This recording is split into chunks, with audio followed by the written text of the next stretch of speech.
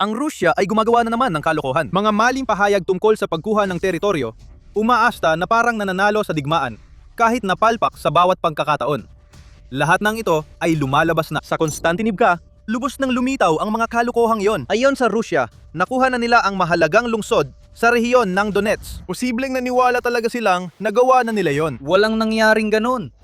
Napilitan ng Rusya sa isa sa pinaka-nakakahiya nilang pag-atras dahil sa matalinong bitag ng Ukraine na nililipol ang mga nakapuslit kaliwat kanan. May mga grupong 3 sundalo ang pumapasok pero walang nakakalabas dahil sa talino ng Ukraine. Magsisimula tayo sa mga maling pahayag ng Rusya. Noong Hulyo 3, inanunsyo ng Ministeryo ng Depensa ng Rusya na nasakop na nila ang lungsod ng Konstantinivka. Kung totoo, malaking tagumpay ito para sa Rusya. Bahagi ng sinturon ng mga kuta ng Donetsk na kailangang sirain ng Rusya para makuha ang Donbas. Magsisilbing panimulang pwesto ang lungsod na ito para sa susunod na pag-atake sa mas malaki at pinatibay na mga pamayanan tulad ng Kramatorsk at Sloviansk. Iniulat na sinabi ni Valery Gerasimov, punong komandante ng sandatahang lakas ng Rusya, kay Putin na bumagsak na ang lungsod at kontrolado na ito ng Rusya. Matindi rin ang propaganda.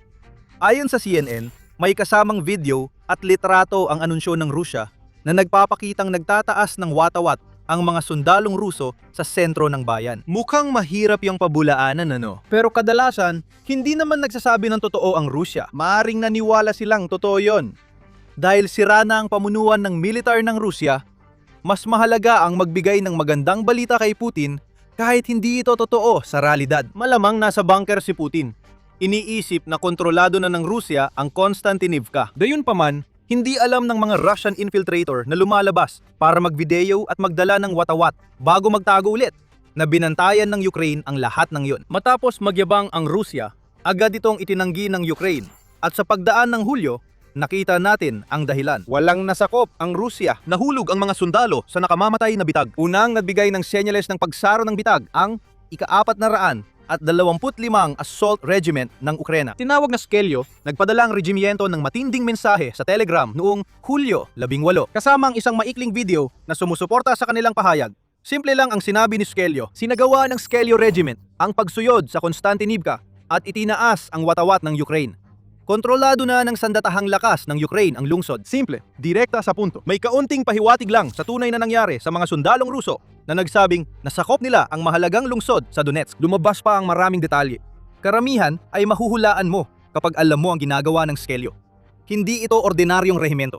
Binubuo ito ng elite Ukrainian ground units na may simpleng tungkulin, hanapin, wasakin at lumipat sa susunod na unit na lumusot. Ang Skelyo ay tagalinis. Hindi nila sinasakop ang inaataking posisyon. Kinutumba nila ang mga infiltrator. Tapos, sinusundan sila ng infantry ng Ukraine na bumabalik at muling sumasakop sa nilinis na teritoryo. Kahit gaano ka-elite ang Skelyo, hindi lahat ng sundalo sa rehimentong ito ay special forces. Sa katunayan, karamihan ay hindi. Ang Skelyo ay binubuo ng halo ng mga batikang at mahusay na sinanay na tropang panglusob, mahuhusay na infantry at maging mga sundalong bago pa lang sa labanan. Ngunit nagpapakita ng kakayahan para sa mga gawaing panglusob na ginagawa ng Skelyo. Ganito gumagana ang lahat ng ito. Hindi basta sumusugod ang mga sundalo ng Skelyo para maghanap ng Russian infiltrator. Sa halip, gumagamit sila ng paraan na parang find, fix, and finish tactic ng US noong digmaang Vietnam. Ibang armas, pero magkapareho ang konsepto. Una, natutunton ni Skelyo. Karaniwan, itong ginagawa gamit ang mga reconnaissance drone na sa pagkakataong ito ay lumipad sa ibabaw ng Konstantinivka para hanapin ang maliliit na grupo ng mga Russian infiltrator na nagtatago sa lungsod. Kapag may nahanap na grupo, saka sila ipinipirmi sa kanilang pwesto. Hindi ito illegal na pustahan, kundi pagpapadala ng mga drone para ipitin ang infiltrator sa pwesto nila. Kaya ang anumang tangkang pantakas ay tiyak na kamatayan. May ilang tropang Ruso na tumatakas, pero agad tinatapos ng mga drone. Ang iba naman ay nananatili na lang sa kanilang pwesto. Alam nilang sila'y naipit at hindi na makakatakas. Doon na kumilos si Skelyo. Minsan, natatapos ang estratehiya sa paggamit ng malalakas na munisyon para mapuksa ang mga sundalong Ruso sa kanilang taguan. Sa ibang pagkakataon, pumapasok ang mga tropa ni Skelyo nang naglalakad, suportado ng mga drone para mapuksa ang mga sundalong iyon o pilitin silang sumuko. Pero sa lahat ng pagkakataon, pareho lang ang kinalalabasan. Ang maliit na unit ng paglusot na ipinagmamalaki ng Russia na kayang kontrolin ang malaking bahagi ng lungsod ay natatanggal sa labanan. At pumapasok ang Ukraine para tuluyang mabawi ang teritoryong halos hindi naman talaga nahawakan ng Russia sa simula pa lang. Sa madaling salita, ito ang matalinong patibong na paulit-ulit na napapagana ng mga sundalo ng Russia dahil sa panlilinlang ng Ukraine. Walang magawa ang mga sundalong iyon dahil inuutusan sila ng mga commander nilang pumasok ng palihim sa Konstantinivka. Kadalasan, gamit ang maling pangakong may backup kapag nakuha na nila ang posisyon. Pero hindi kailanman dumarating ang backup. Iyan ang pinakapunto ng kasinungalingang sinusubukang ibenta ng Russia. Ipinagmamalaki nilang kontrolado ang lungsod. Pero palihim lang silang nagpapasok ng kaunting sundalo para magpa-picture na may watawat bago magtago. Doon na pumipitik ang bitag. Kadalasan nakabantay si Skelyo. Pagkatago ng mga sundalong Ruso, siguradong patay na sila. Mga daga na nahuli sa bitag. Pag ang grupong lumulusot ay 2 sundalo lang. Tiyak ang wakas nila. Papasok sila pero walang lalabas na buhay. Dahil sa trabaho ng rehimentong Skelyo at mga impanteryang sumusuporta sa mga pangkat ng paglusob, malayo ang sitwasyon sa Konstantinivka sa sinasabi ng Russia. Hindi nakuha ang lungsod.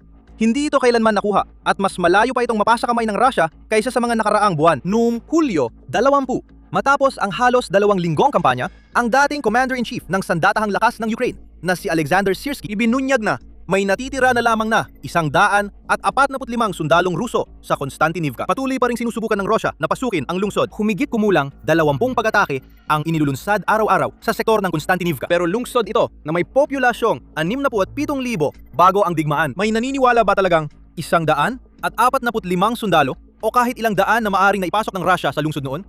Ang kayang kumontrol dito, mukhang naniniwala ang Russia. Pero gaya ng inaasahan, ipinakita ng Ukraine sa Russia na hindi madaling makuha ang kontrol.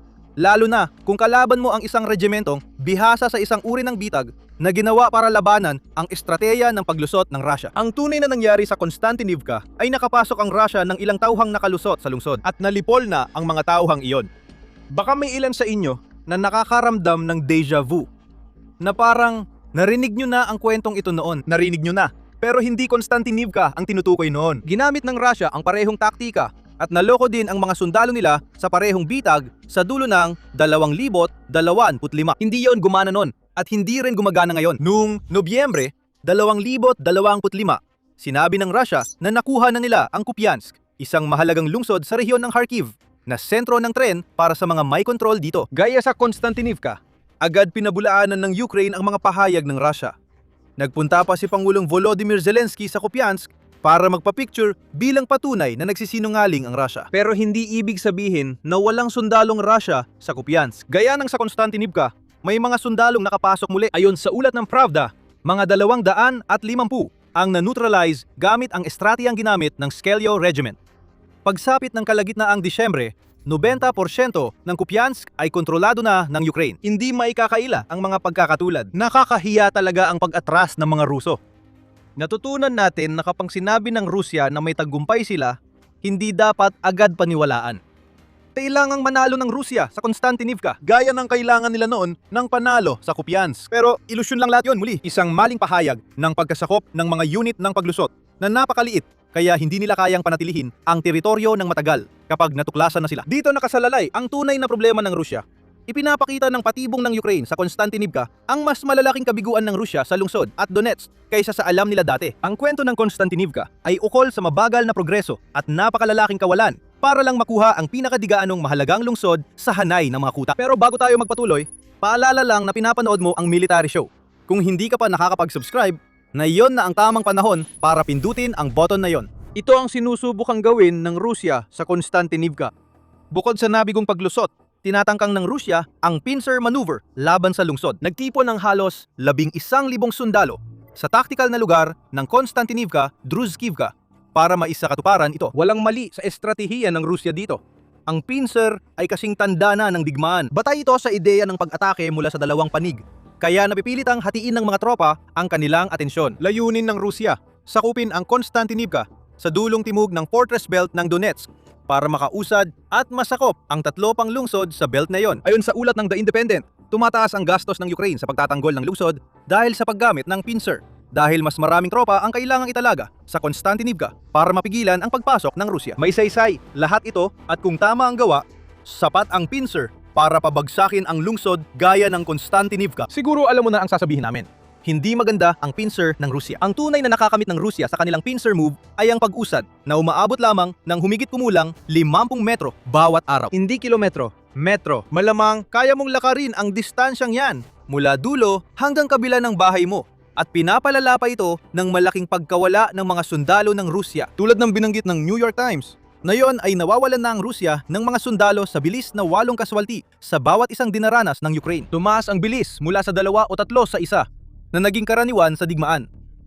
Ang Konstantinivka at iba pang bahagi ng Fortress Belt ay mas delikado kaysa mga lungsod tulad ng Pokrovsk, kung saan nagbuwis ng buhay ang Rusya ng 10,000 nitong sariling mga sundalo hanggang ngayon. Kung tutuusin, ang sipit ay masasara lang kung makakagalaw ang mga tropang bumubuo nito. Hindi ganoon ang sitwasyon para sa mga sundalong pumapalibot sa Konstantinivka ngayon. Mabagal ang pag-usad ng Rusya at malaki ang gastos nila sa tao at pera sa pagsulong sa lungsod. At hindi lang natin kailangang tingnan ang nangyayari sa Konstantinivka ngayon para makita yon. 1 taon nang sinusubukan ng Russia na sakupin ang lungsod na ito at may timeline ang CNN na nagpapakita kung gaano kasama ang nangyayari para sa kanila. Bumalik tayo sa Hulyo 29, 2025. Unang beses na iniulat ng Deep State, isang Ukrainian open source intelligence analyst, na sinimulan ng mga sundalong Ruso ang pagtatangkang pumasok sa Konstantinivka. Nung panahong yun, abala pa ang lungsod kahit may mga palatandaan ng nalalapit na labanang inaasahan ng Ukraine, tulad ng mga lambat pang isda sa kalsada para proteksyon laban sa drone. Gayunpaman, umabot na ang Russia sa puntong kaya na nitong magsagawa ng mga pag-atake at ang Konstantinivka ay nasa bingit na ng panganib. Noong Nobyembre 2025, lalong lumapit ang mga puwersa ng Russia. Karamihan sa kanilang pagsulong ay nagawa sa pamamagitan ng paglusot sa mga kill zone na puno ng drone sa labas ng lungsod. Nagsimula ang airstrike at naglabas ang Russia ng mga video mula sa mga pumasok na sa lungsod. Pero hawak pa rin ng Ukraine ang sentro. Noong Enero, bahagyang umusad ang Russia at nagsimula ang pang-ipit na pag-atake na sinusubukan pa ring buiin na yon. Ito na ang pinakamagandang buwan para sa Russia. Habil umaabot sa 35,000 ang patay o sugatan kada buwan sa kanilang matinding pagkalugi. Karamihan sa mga sibilyan ay umalis na sa Konstantinivka sa panahong ito. Makikita natin na dito, nagsimula maglatag ng bitag ang Ukraine na nagamit nila makalipas ang kalahating taon. Pagdating ng Mayo, pumapasok sa lungsod ang mga Ruso na lumulusot at drone. Pagkatapos ay dumating ang mga pag-aangkin ng pagkakasakop noong unang bahagi ng Hulyo. At alam natin ang mga nangyari mula noon. Ang nakikita natin dito ay isang kwento ng pag-usad. Oo, pero napakabagal laban sa isang napakaliit na lungsod. Ayon sa CNN, 66 na kilometro kwadrado lang ang sakop ng Konstantinivka. Madali sana itong makuha kung talagang malakas ang puwersa ng Russia, gaya ng sabi ni Putin. Gayunpaman, inabot ng 1 taon ang Russia bago makarating sa puntong kaya nitong magpadala ng maliliit na unit ng mga infiltrator at ilang drone sa lungsod. Napaalis na sila ng Ukraine. Halos hindi gumalaw ang pincer at walang nadagdag na rehiyong tunay na kontrolado ng Russia. Kung titignan ang mga mapa mula Hulyo 2025 at Hulyo 2026 na ipinakita ng CNN, makikita natin na lumiit talaga ang kontrol ng Russia sa lugar na ito. Lalo na sa hilagang kanluran ng Bakhmut. Sa madaling salita, nawawalan talaga ng teritoryo ang Russia sa paligid ng Konstantinivka. Ayon sa ulat ng Interfax noong Hulyo 21, muling nabawi ng mga puwersang Ukrainian ang 43.37 na kilometro kwadrado sa hangganan ng Donetsk at Dnipropetrovsk noong nakaraang linggo, habang 17.33 kilometro kwadrado lang ang nakuha ng Russia. Hindi ganitong dominasyon ang gusto ni Putin. Lahat ng ito ay nagsasabi ng ibang kwento kumpara sa lumalabas mula sa Kremlin. Inangkin ni Gerasimov na nasakop na ang Konstantinivka. Hindi pa, malayo pa roon. Pinalayas ng Scalia Regiment ang mga lihim na nakapasok at kasalukuyang lamang ang Ukraine laban sa Russia. Ginagagawang delikadong gray zones ang mga lugar na hawak ng Russia. Hindi maisara ang pincer dahil hindi pa ito buo. Kaya nagiging desperado na ang Russia. Ayon sa Euromaidan Press, sinabi ni Andriy Kovalenko, pinuno ng Ukraine Center for Countering Disinformation, na maaring piliting magmobilisa si Putin ng hanggang 500,000 Ruso ngayong taglagas na maaring magdulot ng pangtutol at posibleng pag-aaklas mula sa mga Russian na pagod na sa digmaan. Lahat ng ito ay para mapunan ng Russia ang lalo pang lumalawak na puwang sa kanilang mga linya sa silangang bahagi ng Ukraine. Ayon kay Kovalenko, ang mga namobilize na tropa ay ipapadala agad sa labanan sa loob ng 2 linggo na nagpapakita ng desperasyon ni Putin na magdagdag ng sundalo at ang kawalan niya at ng kanyang mga kumander ng kakayahan na makaisip ng ibang estratehiya maliban sa pagsabak ng mas marami pang tao para lutasin ito. Kung matuloy ang mobilisasyon, posibleng bumagsak ang Konstantinivka. Pero malaki ang magiging kapalit nito para kay Putin sa kanilang bansa. Sinikap niyang iwasan ang mobilisasyon sa halos buong digmaan sa Ukraine. At may mabigat na dahilan dito. Hindi gusto ito ng kanyang mga tao, lalo na sa dami na ng kaswalti. Balikan natin ang mga kaganapan sa Konstantinivka at ang pangunahing kwento. Sinabi ng Russia na nasakop na nila ang lungsod, pero hindi pa ito nagagawa. Naglatad ng mahusay na bitag ang Ukraine at halos ubos na ang mga infiltrator na sinasabing sumakop sa Konstantinivka ayon sa Russia. 1 taon nang sinusubukan ng Russia sakupin ang lungsod na ito Pero malayo pa rin sila. Bakit mahalaga ang lahat ng ito? Sa totoo lang, wala talagang alas si Putin sa simula pa lang. Yan talagang pakay ng lahat ng huwad na pahayag. Kung naniniwala man si Putin sa mga general niya, kapag sinasabi nilang nakuha na ng Russia ang mga lungsod, o kung kasabot siya sa palabas, ang mga ganitong uri ng kasinungalingan ay para lang magmuhang mas malakas ang Russia kaysa sa totoong kalagayan nito. Kailangan ni Putin yan sa dalawang dahilan. Una, kailangan niyang ipakita sa sarili niyang mga tao na ang Russia ay nananatiling makapangyarihang militar gaya ng lagi nitong ipinagmamalaki. At ang pinakamabisang paraan para gawin yon ay palaganapin ang mga pahayag na sinasakop ng Russia ang mga lungsod ng Ukraine. Nakatuon din si Putin sa usapang pangkapayapaan. Ayaw niyang makipag-usap, pero kung gagawin niya, gusto niya itong mangyari habang balita ang pananakop ng Russia sa mga teritoryo. Kahit na mapatunay ang mali ang mga pahayag na yon pagkalipas ng ilang araw. Alam ni Putin na kaunti na lang ang oras niya para sa kanyang taktika ng pagpapaliban sa negosasyon ng kapayapaan. Kailangan niya ng kahit anong panalo para suportahan ang pahayag na dapat ibigay ng Ukraine ang Donbas sa Russia para sa kapayapaan. Hindi mangyayari agad ang pahayag na yan. Inasahang malaking tagumpay ng Russia ang Konstantinivka, isang mahalagang tagumpay na magiging unang malaking pagsulong ng Russia sa ilang buwan. Inaasahan na mas malayo na ang narating ng opensiba na yung Tagsibol at Taginep. Layunin ng Russia noon na wasakin ang buong linya ng kuta. Ngunit wala pang anumang makabuluhang tagumpay sa operasyon ang naabot ng opensibang iyon hanggang ngayon. Ayon sa Institute for the Study of War, ISW, noong Hulyo 1. Makalipas ang 2 araw, inilabas ng Russia ang alegasyon nito tungkol sa Konstantinivka na tila tugon, at nakita natin kung paano yon nauwi. Dahil sa sobrang bagal ng pag-usad ng Russia sa Donetsk, hindi na sigurado ang ISW kung kailan mapapasa ilalim sa kontrol ng Russia ang rehiyon. Maaring tumagal ito ng maraming taon, lalo na't hirap ang Russia sa pinakamahinang lungsod sa linya ng kuta at sa mga kontra-atake ng Ukraine na nagbabalik ng mga dating teritoryo. Tungkol naman sa Konstantinivka, nagpapatuloy pa rin ang labanan para sa lungsod. Sa ngayon, mukhang malabong makuha ng Russia ang buong kontrol sa lungsod bago matapos ang 2026. Kailangan pa rin nitong magsinungaling tungkol sa kontrol na yon ngayon, kahit napipilitan ang mga tropa nito sa isang kahiya-hiyang pag-urong. Habang lumalakas ang Ukraine at pinagsasama ang fortifikasyon, kontra-atake at mga pag-atakeng drone sa mga hulihang posisyon ng Russia sa Donetsk, di madaling makita kung paano makakagawa ang Russia ng anumang seryosong hakbang sa malapit na panahon. Noon, 2014, sinakop ni Pangulong Vladimir Putin ng Russia ang tangway ng Crimea. Nagpadala siya roon ng maliit na hukbo ng mga sundalong espesyal na puwersa na mabibigat ang armas. Agad nagblokade sa mga base militar ng Ukraine at pinalitan ng pamahalaan ng rehiyon ng bagong grupo ng mga puppet na maka-Putin. Dramatiko, labag sa batas, pero epektibo. Hindi handa ang Ukraine at mundo. At sobrang bilis ng operasyon kaya halos walang oras para sa seryosong diplomatikong o militar na tugon. Para kay Putin, tagumpay ang misyon at natupad ang kanyang pangarap. Lumipas ang mahigit 10 taon, ngunit ang pangarap na yon ay nagiging bangungot na. Sinusulit ng mga puwersang Ukrainyano ang lumalawak nilang arsenal at momentum, kaya mas matindi nilang tinatarget ang peninsula kaysa dati. Hindi nila sinusubukang bawiin ito, kundi ihiwalay. Kaya mas nagiging magastos at mahirap para sa kalaban sakupin ito. Para maintindihan ang epekto at lohika ng estratehiyang ito, balikan natin ang Marso 2014. Walang aberya ang pag-aneksa ni Putin sa Crimea. Binuwag niya ang parlamento ng rehiyon at nagtalaga ng mga lider na tapat sa kanya. At kahit nag-organisa ng isang ganap na ilegal at hindi lehitimong referendum kung saan di umano'y 76.70% ng mga botante ang pumili na umalis sa Ukraine at sumali sa Russian Federation. Sa mga sumunod na araw, nilagdan ni Putin ang Treaty on Accession of the Republic of Crimea to Russia na formal na nagpatibay sa aneksasyon. Ngunit may bagong problemang hinarap si Putin kaugnay ng natatanging heograpiya ng Crimea bilang isang peninsula. Hindi ito madaling mapuntahan.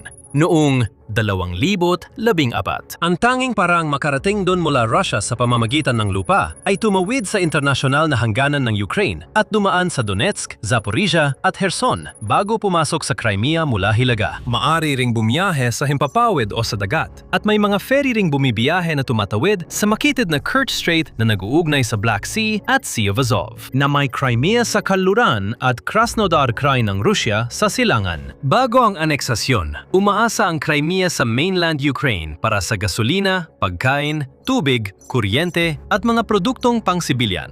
Pagkatapos ng aneksasyon, responsibilidad ng Rusya ang maghatid ng resources pero hindi episyente kung ferry lang ang gamit. Gusto rin ni Putin hikayatin ang mas maraming Russian na lumipat sa Crimea, bumili ng bahay, magtayo ng negosyo o magbakasyon sa peninsula. Para magawa ito, kailangan niyang gawing mas madali ang pag-access. Kaya, iniutos niya ang pagtatayo ng Kerch Strait Bridge o Crimean Bridge, isang himala ng modernong inhenyerya. Sinimulan ang konstruksyon ng 19 na km o 12 milyang tulay noong Pebrero 2016 at binuksan para sa mga sasakyan noong 2018.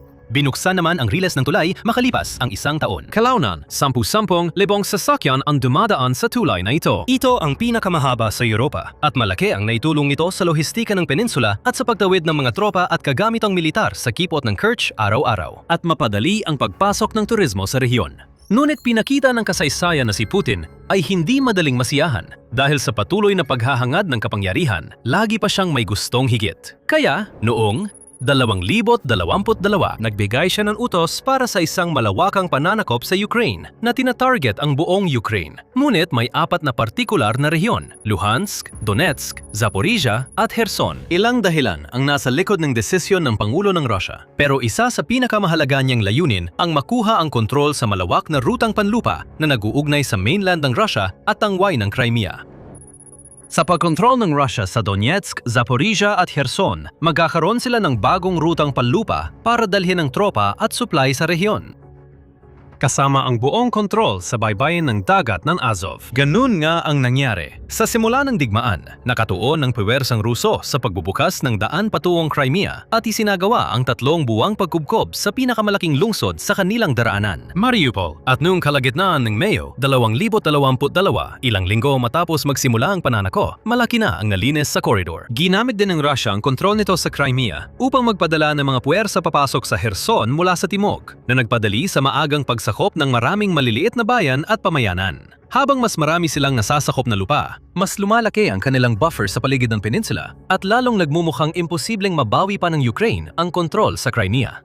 Parang tuluyan nang nawala ang rehiyon at alam yon ni Putin. Noong Marso 2024, sa paggunita ng ika-10 anibersaryo ng aneksasyon, ipinahayag ng Pangulo ang tuwa na nakabalik na ang peninsula sa kanyang tahanan. Sabi pa niya, ang rehiyon at iba pang sinakop na teritoryo ng Ukraine ay mananatiling kasama ng Russia sa susunod na mga henerasyon. Noong panahong iyon, kahit nagawa ng Ukraine ang ilang pag-atake sa Crimea at sa paligid nito, kabilang ang ilang pag-atake sa tulay ng Kerch, tila tama si Putin. Pagdating ng taginit ng 2026 gayunpaman, ang kontrol ng Russia sa Crimea ay bumaba ng malaki. Salamat sa tuloy-tuloy na kampanya ng Ukraine na tinatarget ang depensa, lohistika at mga linya ng supply ng rehiyon. Nagsimula ang kampanyang ito noong 2022 kung saan paminsan-minsang inaatake ng Ukraine ang mga base ng himpapawid, daungan at depensa sa Crimea kapag may pagkakataon. Lalo pang lumakas ang epekto nito noong 2026. Ang puwersa ng Kiev ay walang tigil na nagpaplano at nagsasagawa ng pag-atake sa mga kalsada, tulay at infrastruktura at mga pasilidad militar.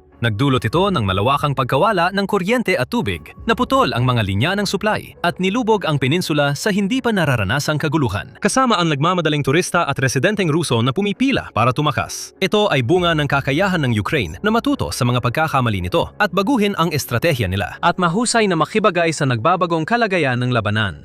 Noong 2023, halimbawa, nag-organisa ang bansa ng isang malaking kontraopensiba. Itinulak pabalik ang mga mananakop para mabawi ang mga lupang nawala sa Russia at maputol ang land corridor papuntang Crimea. Sa kabila ng pagsisikap ng Ukraine at ilang tagumpay, hindi pa rin nila naabot ang mahalagang layunin.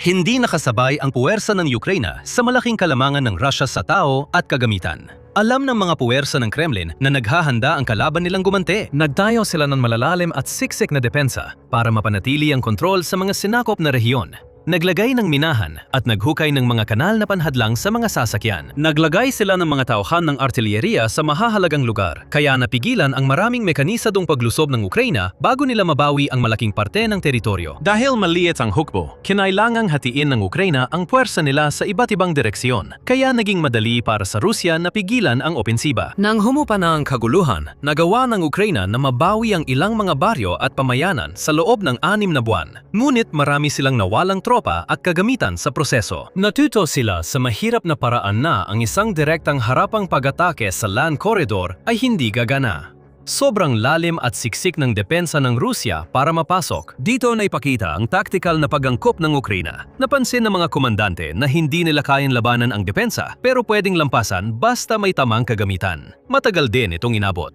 Tumugon ang depensa ng bansa sa hamon sa paggawa ng mas malalaki, magaling at matalinong drone, pati mga missile na may mahabang abot na unti-unting napapasok sa saklaw ng pag-atake ng mas marami pang target sa Crimea. Nagpapatuloy ang Ukraina sa pagsira ng mga asset ng Rusya tulad ng radar at depensa sa himpapawid para mahirapan ng Rusya na ipagtanggol ang sarili sa mas matinding pag-ataking panghimpapawid. Pagsapit ng 2026, nakahanda at nakapwesto na ang lahat. Bumagal na ang pag-usad ng Rusya na parang paggapang ng suso. Matagumpay na napipigilan ng mga puwersa ng Ukraina ang kalaban sa mga pinakamahalagang lokasyon. At sa wakas ay mayroon ng sapat na kagamitan ng Kiev para, sa mga salita ng dating Ministro ng Depensa ng Bansa, Mikhailo Fedorov, gawing isang isla ang Crimea. Bago tayo magpatuloy, ito ang dahilan ng aming palabas na militar upang ipaliwanag ang tunay na galaw ng kapangyarihan. Kung bago ka, mag-subscribe para hindi mo mapalampas ang susunod. Noong Mayo 2026, agad na kumilos ang Kiev sa pamamagitan ng sunod-sunod na pag-atake ng mga mid-range na drone na tumarget sa mga kalsada, riles, tulay, ferry at depensa sa himpapawid. Parehong sa loob ng Crimea mismo at sa mga sinakop na teritoryo na bumubuo ng land corridor papuntang Russia. Sa paggawa nito, naputol ang mga supply line na matagal nang nagsusupply sa rehiyon. Nagdulot ng panganib sa paggamit ng tulay ng Kerch ang naunang pag-atake, pero nakapagpadala pa rin ang Kremlin ng tropa, gasolina at pagkain. At iba pa papasok sa peninsula sa ferry at kalsada.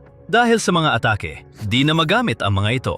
Ang mga rail ferry na tumatawid sa Kerch Strait ay isa-isang napatigil. Ang mga kalsadang dating ligtas sa convoy ng militar ay nayo'y kontrolado na ng mga drone ng Kiev. Wala nang ligtas na lugar o rutang madaanan. Naputol ang mga linya at mabilis naramdaman ang epekto sa buong Crimea ilang araw matapos magsimula ang kampanya ng Ukraine. Naglabasan ang ulat ng takot sa peninsula dahil sa kakulangan ng gasolina at enerhiya. Sumunod, lalo pang pinaigting ng Ukraine ang kanilang mga hakbang. Noong Hunyo, mas pinaigting at pinalawak ang mga pag-atake. Tinarget ang electrical substation, imbakan ng gasolina, logistics center at mahahalagang infrastruktura. Apektado hindi lang ang presensya ng militar ng Russia sa peninsula, kundi pati rin ang mga turista, nagbabakasyon at may-ari ng bahay. Noong Mayo, 22 kumpirmadong pag-atake ang isinagawa ng Ukraine sa Crimea. Sa isa sa mga huling linggo ng Hunyo, umabot sa 55 ang kabuwang pag-atake at ilan dito ang pinakamalaki at pinakanakasira sa rehiyon dahil hindi lang mga drone ang inaasahan ng Ukraine. Nagpadala pa sila ng sarili nilang Flamingo cruise missiles sa mga convoy sa land corridor at mga pantalan ng Russian Navy sa Black Sea at Sea of Azov. Bilang resulta, ang nagsimula bilang isang estado ng pagkataranta ay nauwi sa isang malawakang state of emergency sa buong rehiyon. Sa katunayan, noong Hunyo 26, opisyal na nagdeklara ng indefinite state of emergency sa buong rehiyon ang mga lokal na otoridad ng Crimean na itinalaga ng Kremlin at napilitan silang pansamantalang isara ang tulay ng Kerch. Maraming tren patungong mga siyudad ng Russia ang kinansela dahil sa banta ng drone at missile strikes. Masama itong balita para sa libu-libong Russian na aktibong sinusubukang tumakas mula sa rehiyon.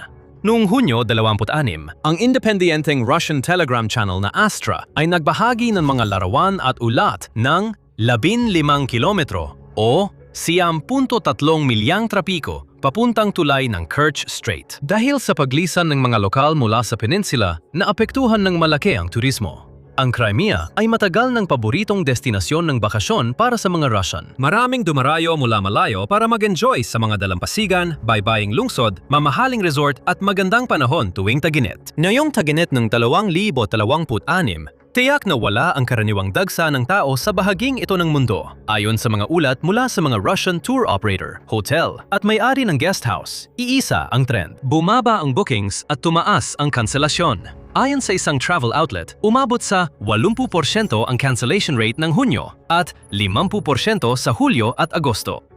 Maging ang mga kilalang hotel ay nakakaranas ng record na mababang occupancy rate. Malinaw na napagtatanto ng mga Russian na hindi naligtas o magandang puntahan ang Crimea. Yung mga nagpaplanong pumunta ron ay naghahanap ng ibang opsyon, habang yung mga nandoon na ay ginagawa ang lahat ng kanilang makakaya para makaalis. May ilan na kusang loob na umalis matapos makita kung gaano nakalala ang sitwasyon. Ang iba naman ay sumunod sa mga babala ng mga opisyal tulad ni Fedorov na nagbabala ng mga hindi inaasahang kahihinatnan para sa mga Ruso at tahasang nagsabi na nagsisimula na ang impyerno sa Crimea. Si Refat Chuburov, tagapanggulo ng Madlis ng mga Crimean Tatar, na siyang pinakamataas na ehekutibong kinatawang lupon ng mga Crimean Tatar, nanawagan sa mga mamamayang Ruso sa sinakop na peninsula na lumikas agad. Sa isang video message sa social media, sinabi ni Chuburov na mas titindi pa ang mga pag-atake ng Ukraine sa peninsula. Gusto kong makausap ang isa pang bahagi ng populasyon ng Crimea, lalo na ang mga tumira sa peninsula pagkatapos ng Pebrero 27, 2014. Ang inyong presensya sa sinakop na Crimea na may pekeng dokumento ng ari-arian mula sa Russia ay labag sa batas ng Ukraine at sa pandaigdigang batas. Ngayon, tulad ng nakikita ninyo, ang Crimea ay naging lugar ng labanan at hindi na maiiwasan ang paglaya nito mula sa mga puwersang mananakop ng Russia. Dagdag ni Chuburov, dapat nang umalis ngayon ang gustong makaiwas sa parusa o tanggapin ang kahihinatnan. Araw-araw na bukas ang tulay ng Kerch ay pagkakataon mong ligtas at kusang umalis sa Crimea. Malapit na, mawawala na ang ganitong oportunidad. Huwag ninyong hintayin na masira ang tulay ng Kerch at maputol ang daan sa lupa. Hindi na maitago ng mga opisyal ng Rusya ang krisis. Sa isang nakakagulat at di pangkaraniwang hakbang, inutos ni Sergei Aksyonov na ang bentahan ng gasolina ay para lang sa militar, serbisyong pang-emergency at ahensya ng Estado.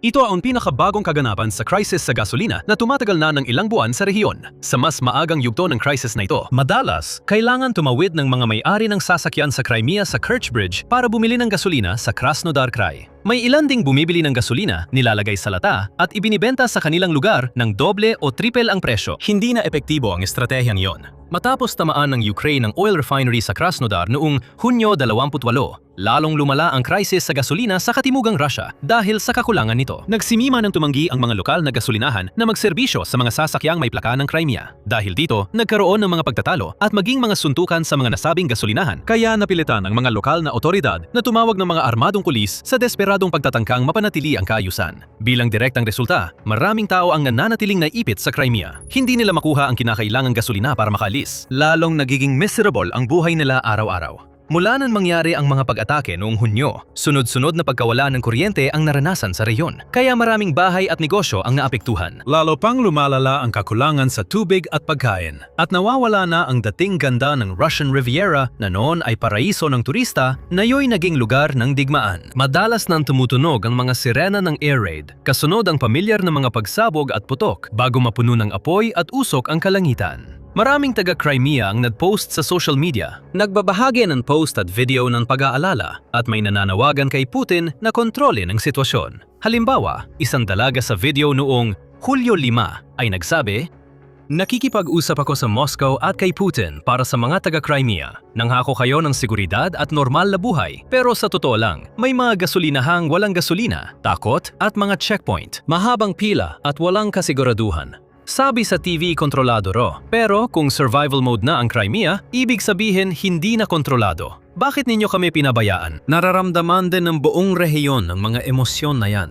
Pero hindi pinapansin ng Moscow ang panawagan. Wala nang sapat na daan at di na maaasahan ang Kerch Bridge. Tinangkang panatilihin ng Kremlin ang supply sa Crimea gamit ang Shadow Fleet tanker sa dagat, pero nabigo rin. Noong Hulyo 6 ng gabi, 8 maliit na tangka na may dalang tig-7,000 metriko toneladang gasolina ay naglayag sa dagat ng Azov patungong Crimea, ngunit tinamaan at winasak ng mga drone ng Ukraine. Malinaw ang mensahe mula Kyiv, walang ligtas na ruta papuntang peninsula. Binabantayan lahat, may drone at missile na handa nang paputukan ang anumang target na magtatangkang dumaan. Mula umpisa ng operasyon, malinaw ang misyon ng Ukraine. Gawing mahirap tirhan ng Crimea ayon kay CNN journalist Nick Payton Walsh. Isang lugar na walang turismo, kuryente, gas, murang pagkain at tulay lupa. Dahil dito, hindi na sulit para sa Kremlin ipaglaban ang lugar na mahirap tirhan. Binanggit niya na layon ng Ukraine na gawing alas ng Ukraine ang Crimea sa halip na hiyas sa korona ni Putin, lalo na para sa posibleng usapang pangkapayapaan o magaging sagabal kay Putin habang kinakaharap niya ang pagtaas ng pagtutol sa kanyang digmaan. Sa ngayon, matagumpay ito sa lahat ng yon. Noong kinuha ni Putin ang Crimea noong 2014, akala niya na sakop niya ang mahalagang lupa, isang gintong kayamanang ipagmamalaki sa kanyang mga tao, magandang peninsula na puno ng mamahaling resort na tiyak na ikatutuwa ng mga Ruso at ipagpapasalamat sa kanya sa mga darating na dekada. Sa 2026, ang kayamanang iyon ay naging isang impyerno, isang lugar ng takot, pangamba at kaguluhan at ang perpektong simbolo ng pagbagsak ni Putin. Akala nung piloto ng Su-35 ng Rusya na wala siyang kinahaharap na panganib. Sapat na ang layo niya mula sa harapan para hindi niya kailangang harapin ang mga air defense ng Ukraine. O iyon ang akala niya. Pakiramdam ng pilotong iyon ay kaya niyang lumipad ng walang takot sa parusa. Walang magagawa ang Ukraine. Kahit pinakamagandang eroplano nila, hindi tatagal laban sa Su-35. Maayos naman ang lahat hanggang sa napahiya ng mga Ukrainian F-16, ang pinakamapanganib na fighter jet ng Russia sa isang matalinong galaw na tatatak sa kasaysayan. Nakaisip ng bagong paraan ang mga piloto ng F-16 ng Ukraine para mangibabaw at isang malas na piloto ng Su-35 ang unang nakaalam kung paano. Hindi mo agad malalaman yon based sa mga unang ulat tungkol sa nangyari. Ang Ukraine mismo ang unang nagbunyag na may bumagsak na Su-35. Sa Telegram post noong Hulyo 8, sinabi ng Ukrainian Air Force na may Su-35 na napabagsak sa silangan at kinumpirma ang tagumpay nila. Kinumpirma agad ng mga litrato mula sa lugar ang pahayag ng Ukraine na may mga labi ng Russian fighter jet sa lupa. Dati nang nawalan ng Su-35 ang Russia. Noong Hunyo 2025, 8 na ang kumpirmadong nawasak na Su-35 ayon sa mga larawan.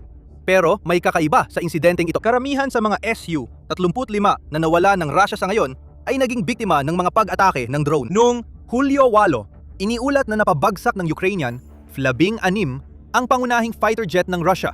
Kahit hindi dapat nito kayang tapatan ng one-on-one sa isang dogfight. Matapos ang anunsyo ng Ukrainian Air Force, naglabas agad ng paliwanag ang Sukhomaimus YouTube channel tungkol sa nangyari. Sa video noong Hulyo 8, iniulat ni Sukhomaimus na napabagsak ang Su-35 ng Russia sa isang labanan sa ere. Hindi ito drone na palihim, lumapit at nagpabagsak ng fighter jet o depensa ng Ukraine na nagpakawala ng misil na hindi natakasan ng piloto ng Su-35. Nagkaroon ng labanan sa ere at nagtapat dito ang hindi bababa sa isang Ukrainian F-16 laban sa isang Russian Su-35. May kakaibang pangyayari sa kwento at binigyan ka na namin ng maliit na pahiwatig. Manatili ka lang at ibubunyag namin ang lahat. Mismong Russia ang nagkumpirma sa pagkawala ng Su-35 nito. Hindi ito galing sa Ministry of Defense o Kremlin. Ayaw nilang malaman ng publiko na walan ang Russia ng Su-35 sa uri ng labanan sa ere na dapat sana ay kaya nitong panalunan. Ang kumpirmasyon ay galing sa military commentator na si Oleksiy Zemtsov, isang Russian military vlogger. Kinumpirma ni Zemtsov na ang mga labi sa footage na ibinahagi natin ay isang Su-35 at idinagdag pa niya ang karagdagang detalye na ang piloto ay di umano'y nakaligtas sa pag-atake ng Ukraine at sa kung anong paraan ay nagawang makabalik sa teritoryong okupado ng Russia. Kung gaano katotoo ang pahayag na yon ay hindi pa natin alam. Pero ang tanging sigurado lang kami nung unang ulat ay may bumagsak na Su-35. Hindi pa rin malinan pa kung paano ito nangyari maliban sa kumpirmadong sangkot ang F-16. Hindi ito dapat mangyari sa Russia. Simula pa ng digmaan, malinaw ang kabiguan ng Russian Air Force na ipataw ang gusto nila sa Ukraine. Noong Hulyo 10, nawala na ang Russia ng 437 eroplano at 353 helikopter sa kamay ng Ukraine.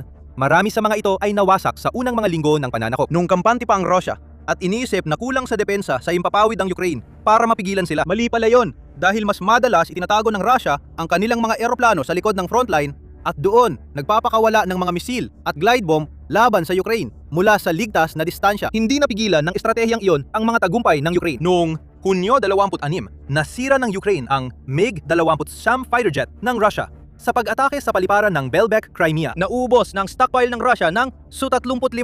Nabanggit namin na hindi bababa sa 8 ang nakumpirmang nawasak bago pa ang pinakahuling pagpabagsak ng Ukraine. Ang huling kilalang pag-deliver ng eroplanong ito sa militar ng Russia ay naganap noong Nobyembre 2025 at mukhang batch ito na nasa pagitan ng 15 hanggang 18 piraso. Noong isang taon, tumanggap ang Russia ng 15 bagong Su-35. Hindi tiyak kung may darating pa, pero nababawasan na ang stockpile ng Russia. Isa na namang Su-35 ang bumagsak. Tulad ng kabiguan ng Russia na gamitin ang mas malakas nitong puwersang panghimpapawid sa Ukraine, ang pagkawala ng Su-35 laban sa F-16 ay hindi dapat nangyari. Ipagpalagay natin na ito nga ang one-on-one na labanan sa ire na unang naiulat. Kung pareho ang galing ng mga piloto ng Ukraine at Russia sa ganung sitwasyon, ang Su-35 ang dapat na mangibabaw. Ang popular mechanics may datos. Parehong mga fighter jet na ika-4 na henerasyon, ang F-16 at Su-35.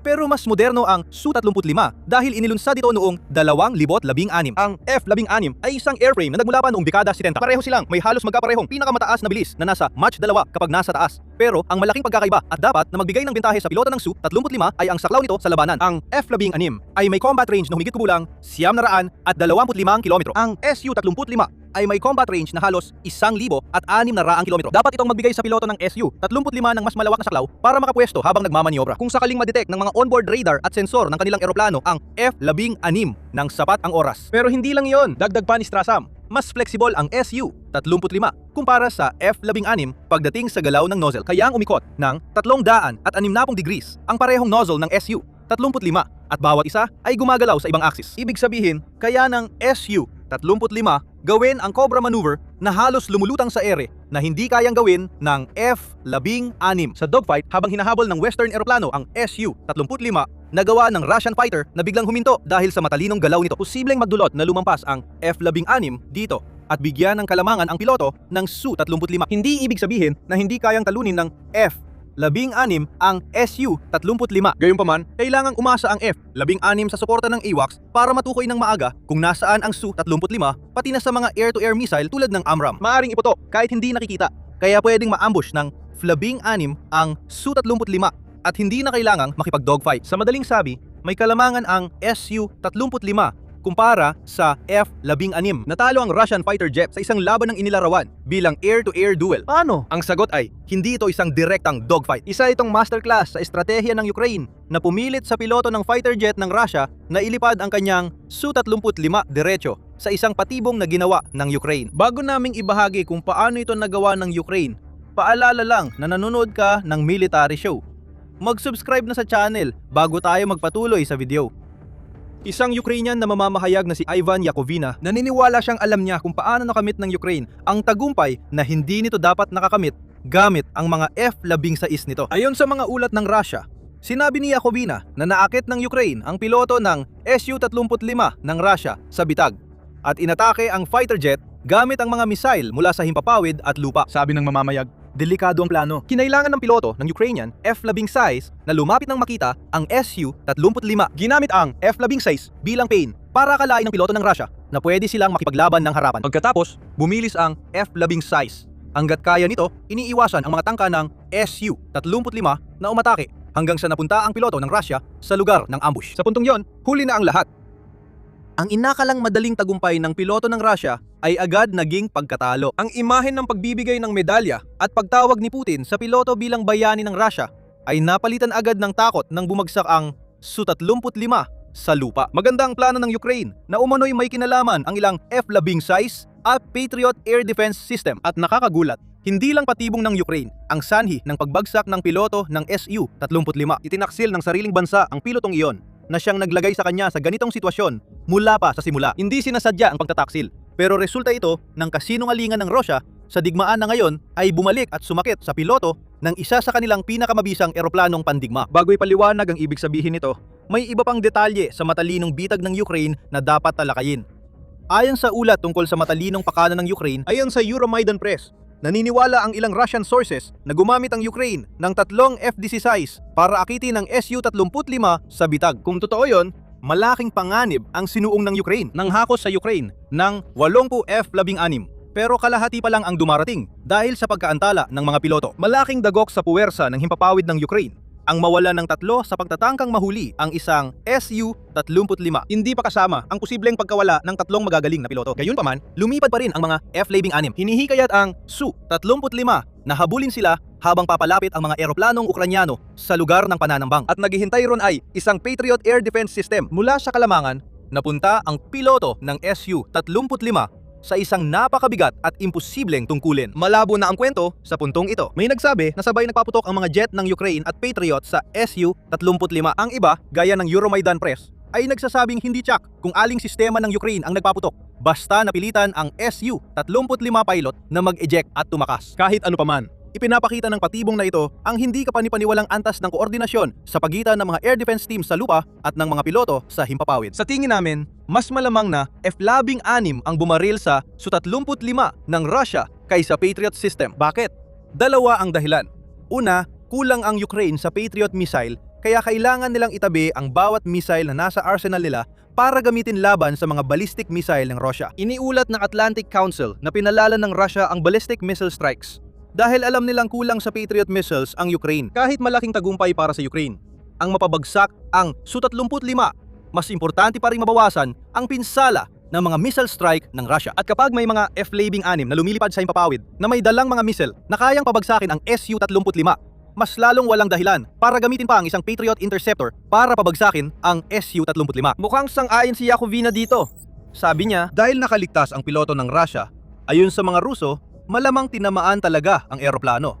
Hindi ako sigurado, pero malamang hindi Patriot missile ang tumama. Ipapaliwanag ko kung bakit. Napakalaki ng misil na ito.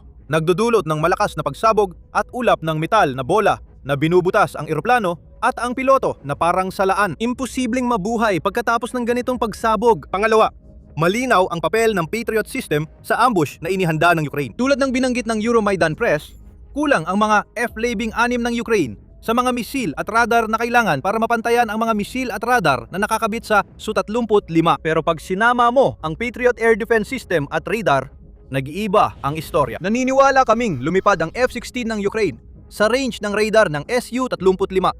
Pero sapat ang layo para mabawasan ang panganib. Natuntun ng radar ng Patriot Air Defense System ang Su-35 mula sa lupa at agad na ipadala ang datos sa mga piloto ng F-16. Alam nila kung saan nilipad para mapalapit ang Su-35 sa bitag nang hindi kayang pabagsakin ng pilotong Ruso ang F-16. Nang matiyak ng Patriot na tama ang posisyon ng Su-35, ibinigay ang utos. Tira, nagbigay ng panibagong posibilidad ang Euromaidan Press. Sinabi nitong ginagamit ng Ukraine ang F-16 para samahan ang ibang eroplanong nagpapasabog ng glide bombs sa mga posisyon ng Russia sa likuran. Para magawa yon, kailangang panatilihin ng mga F-16 ang mababang flight profile habang papalapit sila sa posisyon ng Russia. Maaring lumipad ang isang F-16 ng Ukraine gamit ang flight profile na ito, kahit hindi ito sumasama sa eroplanong nagpapakawala ng glide bomb. Ginamit ang F-16 bilang pain para ilabas ang Russian Su-35 at pigilan ang posibleng glide bomb attack habang sinusubukang umatake ang Su-35, ang dalawang FDC size na lumilipad ng mas mataas kaysa sa unang FDC size at Su-35. Nagpalipad ng AIM-120 na radar-guided missiles para pabagsakin ang Russian jet mula sa itaas. Sa sitwasyong ito, ang Patriot ay patuloy pa ring nagbibigay ng real-time na datos, malamang upang ipaalam sa dalawang piloto ng F-16 na nag-aabang sa ambush kung kailan na ang tamang oras para umatake. Maraming posibilidad dito. Tulad ng inaasahan, tahimik ang Ukraine tungkol dito. Bakit naman nila isisiwalat ang mga detalye ng estratehiyang ginamit nila kung may posibilidad na magamit pa nila ito sa hinaharap? Ginawang palagyang banta ng Ukraine sa likuran ng Russia ang mga glide bomb nito. Ngayon, mukhang may estratehiya na sila na sinasamantala ang katotohanan ito na pwedeng gamitin para akitin ang mga piloto ng Russia lumaban kahit wala naman silang tsansa manalo. May isa pang twist sa kwentong ito. Kanina, nabanggit namin na may naganap na pagtataksil. Kahit na hindi sinasadya ang pagtataksil na yon, maaring ito ang dahilan kaya napunta sa panganib ang Su-35 ng Rusya. At ang pinakamatinding kabalintunaan dito ay ang mismong kagustuhan ng Rusya na magmukhang malakas ang siyang naging dahilan kung bakit isa sa kanilang pinakamahusay na fighter jet ang napabagsak mula sa himpapawid. Ang piloto ng Su-35 ay nag-ooperate gamit ang maling mga mapa. Hindi tama ang mga mapang yon dahil ginawa ng Rusya ang mga yon para palakihin ang mga inangkin nitong tagumpay sa labanan laban sa Ukraine. Ayon sa United 24 Media, noong Hulyo 9, ang crash site ng Su-35 ay nasa 42 kilometro mula sa frontline ng digmaan. Mas malapit yon kumpara sa normal na lapit ng Russian Su-35 dahil sa panganib mula sa air defense system. Ang tila nangyari dito ay ang pinalalaking mga pahayag ng Russia tungkol sa kanilang mga tagumpay na makikita sa mga mapa na ibinigay sa piloto ng Su-35 ang naging dahilan kung bakit naniwala ang piloto na siya ay lumilipad sa isang medyo ligtas na lugar. Sa halip na diretsong pumasok sa bitag na inihanda ng Ukraine para sa kanya. Gaya ng sinabi ng Ukraine Control Map X account, baka akala nila mas malayo pa sila sa prente gamit ang mapas ng Russia. Pero napahamak ulit dahil sa sarili nilang MOD. Grabe namang paraan para malaman mong nagsisinungaling ang bansa mo tungkol sa tagumpay nito sa Ukraine. Pagkatapos mong mag-eject at mapanood ang milyon-milyong dolyar na eroplano mong bumagsak, mapapaisip ka na sana na iwasan ito kung hindi dahil sa sobrang ego ni Putin at sa pangangailangan niyang suyuin ang sarili niyang delusyon. Alam ng mga matagal nang sumusubaybay sa Russia na matagal na nilang pinalalaki ang mga tagumpay sa labanan. Gusto ni Putin ng higit na kalamangan sa peace talks laban sa Ukraine. Kaya ginagamit niya ang pagsisinungaling sa lokasyon ng frontline para sa kanyang layunin. Noong Nobyembre 2025, iniulat ng Medusa na binatikos ng dating Russian military cartographer ang mga ginagawang mapa ng Russia bilang kalokohan, habang inakusahan niya ang mga komandante na pinepeke ang mga mapa para palabasing mas malaki ang kanilang mga tagumpay. Kamakailan, sinabi rin ng Institute for the Study of War noong Mayo 2026 na wala silang nakitang ebidensya sa marami sa mga tagumpay na sinabi ng Russia na nakuha nito noong Mayo. Ipinapahiwatig na kunyari ng Russia na ang palihim na pagpasok ng 1 o 2 tauhan sa isang posisyon ng Ukraine ay katumbas na ng tuluyang pagsakop sa posisyong yon. Pati ang Commander-in-Chief ng Ukrainian Army, si Oleksandr Syrskyi, sinasabing gumagawa ng peking mapa ang mga komandante ng Russia para mapasaya ang mga opisyal tulad ni Putin. Dagdag ni Syrskyi, maganda ito para sa Ukraine dahil ang militar ng Russia ay kumikilos sa maling impormasyon. Noong Hulyo 8, maaring naranasan ng piloto ng Russian Su-35 ang epekto ng kagustuhan ni Putin na sabihing sumusulong ang Russia. Totoo man o hindi, ang kwento sa mapa, nagbigay lang ng paalala ang Ukraine sa Russia. Hindi ligtas ang pinakamagaling na Russian fighter jet kapag lumapit sa loob ng 50 kilometro mula sa harapan. Maraming panganib ang naghihintay. Sa kasong ito, isang napakahusay na pinagplanuhang ambush ito na tila sinamantala ang mga kasinungalingan ng mataas na pamunuan ng Russia. Sa susunod, maaring drone o isang air defense missile naman ang magpapabagsak ng Russian jet mula sa himpapawid. Dahil dito, hindi mapakinabangan ng Russia ang mas malaking air force nila sa pananakop nila. Sobrang galing lang talaga ng Ukraine sa pagharap sa lahat ng sinusubukang gawin ng Russia laban sa kanila. At may kakayahan din ng Ukraine na magbago mula sa pagiging mahusay hanggang sa pagiging mabagsik sa isang iglap. Sa isang reyon sa Ukraine, pinagana ang pinakamalakas na makina ng pag-aalis ng impluwensyang Ruso. Sumpang-sumpa, alam ng bawat Rusong pumapasok dito na may kakaibang nangyayari. Nakakatakot, makapangyarihan. Ang mga makina sa himpapawid at lupa ay naghahanap at alam ng mga nasa likod na hindi na babalik ang kanilang mga kasamahang nasa unahan. Ito ang pinaka-pinagtutugisang lugar sa Ukraine. Maligayang pagdating sa impyerno, mga uto-uto ni Putin. Walang makakalabas buhay. Ang Pokrovsk ang isinumpang rehiyon at layunin ng Ukraine na gumawa ng malawak na kill zone na umaabot ng mahigit 100 kilometro lampas sa frontline. Tungkol ito sa pagdudulot ng kamatayan at pagsira sa lohistika ng mga Ruso sa rehiyon. Ayon sa revelasyon ng komander ng Ikapito Air Assault Corps ng Ukraine, Yevhen Lasechuk, sa eksklusibong panayam sa Militant. Sabi ni Lasechuk, layunin nilang pigilan ang galaw ng kalaban sa likod ng harapan sa pamamagitan ng paggamit ng mid-range na drone sa lohistika. Habang pinananatili ang FPV drone-infested kill zone malapit sa harapan, patuloy nitong sinisira ang mga sundalong Ruso na sumusugod sa direksyon ng Pokrovsk. Hindi pa nga sapat ang salitang isinumpa para ilarawan ang darating sa Russia. Magsisimulang bumagsak ang kamatayan mula sa himpapawid sa Pokrovsk kahit akala ng mga sundalong Ruso ay ligtas sila roon. Ayon kay Lasechuk, layunin ng mga mananakop gawing sentrong logistical ang Pokrovsk para sa mas malalim na pag-atake sa reyon ng Donetsk. Kaya nagkaroon ng logistical na lockdown. At kung napapansin mo ang ginagawa ng Ukraine nitong mga nakaraang buwan, malalaman mong ang pagpapalawak ng kill zone para targetin ang mga logistics ay hindi na bagong ideya. Matagal na ginagawa ito ng Ukraine mula nang makalika sila ng bagong mid-range drones na abot sa mahigit 100 kilometro lampas sa frontlines. Formal nang ang ginawang opisyal ng Ukraine ang kampanyang ito. Noong Mayo 27, inanunsyo ng Ministry ng Depensa ng Ukraine ang paglika ng kanilang logistics lockdown program. Maglala ng Ukraine ng mahigit $110 milyong para bumili ng mid-range strike drone para sa frontline units. Sa E-point system, mapupunta ang pondo sa mga brigadang may pinakamahusay na performance na magbibigay daan sa kanila na lalo pang palakasin ang kanilang tagumpay gamit ang mas maraming mid-range strike na sumisira sa logistics ng Russia. Iyan ang mas malawak na plano. Sa Pokrovsk, malinaw na layunin ni Lasechuk na samantalahin ang programang ito sa pamamagitan ng paglia ng malawak na kill zone na nagpapahirap sa Russia na gamitin ang lungsod bilang sentro ng kanilang logistics. Huhugot si Lasechuk ng inspirasyon mula sa mga naabot na ng programang logistics lockdown kontra sa sinakop na Crimea. Sa peninsula, kulang ang gasolina at madalas mawalan ng kuryente dahil sa mga atake sa mga istasyon ng kuryente sa Crimea. Binobomba hanggang sa mawala ang mga tulay at masira ang mga convoy ng armas at supply bago makarating sa Crimea. Layunin ni Lasechuk sa 100 kilometrong kill zone sa Pokrovsk na makamit din ang gayon ding resulta. Gawing ghost town ang Pokrovsk na walang pumapasok dahil sa takot sa Ukrainian drone na maaring pulbusin sila bago pa sila makalapit sa mga linya ng labanan. Mahalaga ang pagpigil sa pagpasok ng bala, tao at gamit sa Pokrovsk. Pero ang talagang target ni Lasechuk ay ang mga tauhan. Sabi niya, pangunahing taktika ng Russia ang magpasok ng mga tao sa Pokrovsk at saka paglusutin sila ng mas malalim sa Donetsk kadalasan ay tig-dalawa lang ang grupo. Karaniwan na ang ganitong estratehiya ng paglusot. Ginagamit na ito ng Russia mula 2025 dahil naging madugo at masyadong magastos sa kagamitan. At buhay para kayanin ng Russia ang malalaking mekanisadong pag-atake dahil sa FPV drone ng Ukraine. Kaya palihim pumapasok ang mga manlulusot. Hindi naman talaga sila kumukuha ng teritoryo. Sinasakop lang nila ang maliliit na bahagi, nagtatago habang naghihintay ng suporta na kadalasan ay hindi naman dumarating. Pero may mga dahilan sa likod ng estratehiyang yon. Dinagamit ng Rusya ang palihim na pagpasok ng infiltrator bilang tagumpay sa kanilang propaganda. Pwedeng sabihin ni Putin na nakuha ng Rusya ang lugar kahit kakaunti lang ang mga sundalong nagtatago ron. Bukod pa ron, ang layunin ng pagpasok ng mga infiltrator ay para mapilitang ikalat ng manipis ng Ukraine ang mga puwersa nito. Hindi isa ang harapan, kundi 12-12 ng taguan ang dapat hanapin at sirain. Patuloy na pinapaunlad ng Rusya ang estratehiyang ito. Ayon sa Forbes noong Hunyo, mas malalim nang pumapasok sa kill zone ang mga infiltrator ng Rusya. Nagtatatag ng mga outpost sa unahan kung saan maaari silang maglunsad ng mga drone laban sa mga puwersa ng Ukraine. Limitado siyempre ang kanilang mga supply. Kapag naubos na ang mga drone, wala nang magagawa ang mga infiltrator kundi maghintay at magpalipas ng oras. Pero sapat na ang gulong-dulot nito para magdulot ng malaking problema sa Ukraine. Ang 100 kilometrong kill zone sa Pokrovsk ay ginawa para solusyonan ang problemang iyon. Ayon kay Lasechak, layunin ng Ukraine na sirain ang mga sumasalakay habang nagtitipon pa lang sila sa likuran kaysa hayaang makalapit sa harapan para subukan ang pablusot. Diyan papasok ang 100 kilometrong kill zone. Ang mid-range na drone, rocket artillery at long-range tube artillery ang magpapadala ng kamatayan mula sa himpapawid sa Pokrovsk. Winawasak ang sundalo, supply at rutang logistikal. Isipin mo na isa kang sundalong Ruso ngayon. Wala kang naririnig na kahit anong balita tungkol dito.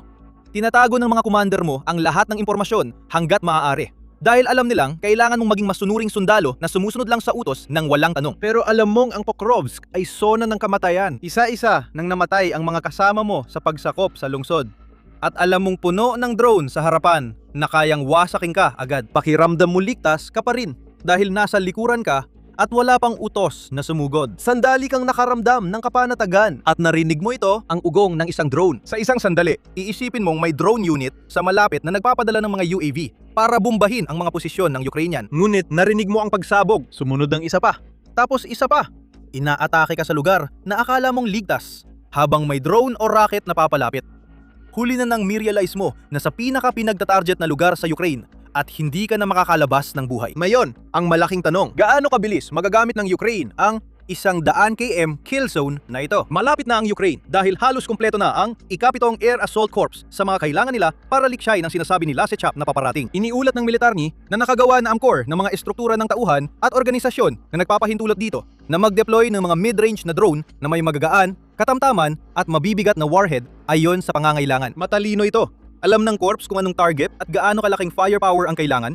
Kaya hindi nila sasayangin ang mas malalakas na drone sa mga target na kaya namang sirain ng ilang kilong pampasabog. Noong Hulyo 7, iniulat na nakuha na ng corps ang stockpile ng FP2 drones at ginagamit ito sa matagumpay na pag-atake laban sa mga mananakop sa direksyong Pokrovsk. Ang mga ganitong uri ng drone ang eksaktong kailangan para malika ang lawak ng kill zone na sinasabi ni Lasechak na paparating. Kaya nang magdala ng 200 kilong warhead matapos ang upgrade noong Mayo. Gawa ng Firepoint ang mga drone na ito at kayang bumiyahe ng 370 kilometro kahit may mabigat na karga. Sa tingin namin, ito ang mga drone ng ika-7 Air Assault Corps na gagamitin para wasakin ang matitibay na target sa malalim na likod ng kalaban. Malamang may iba pang mid-range strike drone na idagdag sa corps.